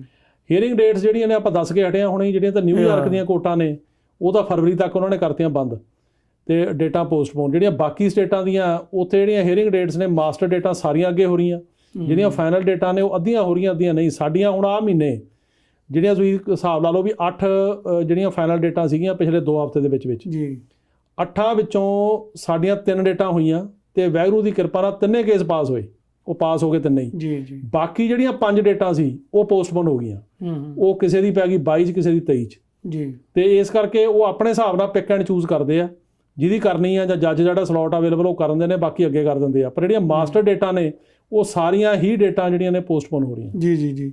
ਅਗਲਾ ਸਵਾਲ ਹੈ ਜੀ, ਵਰਕ ਪਰਮਿਟ ਦੀ ਫੀਸ ਕਹਿੰਦੇ ਕਿੰਨੀ ਆ? ਦੇਖੋ ਜੀ, ਵਰਕ ਪਰਮਿਟ ਦੀ ਫੀਸ ਪਹਿਲਾਂ ਕਿਸੇ ਟਾਈਮ ਤੇ 410 ਹੁੰਦੀ ਸੀ, ਹੁਣ ਅਗਸਤ ਤੋਂ ਬਾਅਦ ਹੈ 400 ਤੇ 95, 410 ਪਲੱਸ 85 ਫਿੰਗਰਪ੍ਰਿੰਟ ਦੀ ਜੀ ਜੀ। ਸੋ $495 ਵਰਕ ਪਰਮਿਟ ਦੀ ਇਸ ਟਾਈਮ ਤੇ ਫੀਸ ਆ। ਅਗਲਾ ਸਵਾਲ ਹੈ ਜੀ, NVC ਫਰਵਰੀ ਦਾ ਬੁਲੇਟਿਨ ਦੇਖਦੇ ਆ ਤਾਂ ਉਸ ਵਿੱਚ F29 category current show India ਦੀ ਡੇਟ 1 ਜਨਵਰੀ 2021 ਹੁੰਦੀ ਹੈ, ਪਰ ਜਦੋਂ ਅਸੀਂ California F2A green card holder processing ਦੇਖਦੇ ਹਾਂ ਤਾਂ ਉੱਥੇ ਪ੍ਰੋਸੈਸਿੰਗ ਟਾਈਮ 18 ਮਾਰਚ 2019 ਦਿਖਦਾ ਹੈ। ਇੰਨਾ ਫਰਕ? ਉਹਦਾ ਰੀਜ਼ਨ ਇਹ ਹੈਗਾ ਜੀ ਕਿ ਜਿਹੜਾ ਟਰੰਪ ਨੇ ਬੈਨ ਲਾਇਆ ਹੋਇਆ ਜੀ ਜੀ, ਤੇ ਉਹ ਬੈਨ ਜਿਹੜਾ ਹੈਗਾ ਉਹ ਹੁਣ ਹੈਗਾ ਮਾਰਚ 31 ਤੱਕ। ਇਸ ਕਰਕੇ ਜਿੰਨੀ ਦੇਰ ਉਹ ਬੈਨ ਖੁੱਲ੍ਹਦਾ ਨਹੀਂ ਉਨੀ ਦੇਰ ਤੱਕ ਇਹ ਕੈਟਾਗਰੀ ਅੱਗੇ ਨਹੀਂ ਤੁਰਨੀ। ਸੋ ਇਹਦੇ ਜਿਹੜੀ ਅਸਲੀ ਕਲੈਰਿਟੀ ਆ ਉਹ ਅਪ੍ਰੈਲ ਤੋਂ ਹੀ ਆਊਗੀ, ਉਦੋਂ ਬਾਅਦ ਪਤਾ ਲੱਗੂਗਾ ਵੀ ਇਹ ਜਿਹੜੀ ਕੈਟਾਗਰੀ ਆ ਦੀ ਅਸਲ ਡੇਟ ਕੀ ਆ, ਕਿਵੇਂ ਜੰਪ ਕਰਦੀ ਜੀ। ਬਹੁਤ ਅੱਛਾ ਜੀ। ਦੋਸਤੋ, ਅਸੀਂ ਬਹੁਤ ਸਾਰੇ ਸਵਾਲ ਜਿਹੜੇ ਤੁਹਾਡੇ ਇਮੀਗ੍ਰੇਸ਼ਨ ਬਾਬਤ ਸੀਗੇ ਉਹ ਸਰਦਾਰ ਜਸਪ੍ਰੀਤ ਸਿੰਘ ਅਟਾਰਨੀ ਹੋਰਾਂ ਤੋਂ ਪੁੱਛ ਕੇ ਤੁਹਾਡੇ ਸਾਹਮਣੇ ਪੇਸ਼ ਕੀਤੇ ਆ। ਤੁਹਾਡਾ ਵੀ ਕੋਈ ਸਵਾਲ ਆ ਇਮੀਗ੍ਰੇਸ਼ਨ ਲਈ, ਉਹ ਤੁਸੀਂ ਸਾਡੇ YouTube ਚੈਨਲ ਤੇ ਛੱਡ ਸਕਦੇ ਹੋ। ਸਾਡਾ YouTube ਚੈਨਲ ਦਾ ਹੈਗਾ ਪੰਜਾਬ ਮੇਲ USA, ਉਹਨੂੰ ਸਬਸਕ੍ਰਾਈਬ ਕਰੋ। ਉਹਦੇ ਨਾਲ ਹੀ ਬੈਲ ਆਈਕਨ ਹੈਗਾ, ਉਹਨੂੰ ਵੀ ਜ਼ਰੂਰ ਤੁਸੀਂ ਉਹਨੂੰ ਦੱਬੋ ਤਾਂ ਕਿ ਜਿਹੜੀ ਕੋਈ ਅਪਡੇਟ ਆ ਇਮੀਗ੍ਰੇਸ਼ਨ ਸੰਬੰਧੀ ਉਹ ਤੁਹਾਨੂੰ ਟਾਈਮ ਟੂ ਟਾਈਮ ਮਿਲਦੀ ਰਹੇ।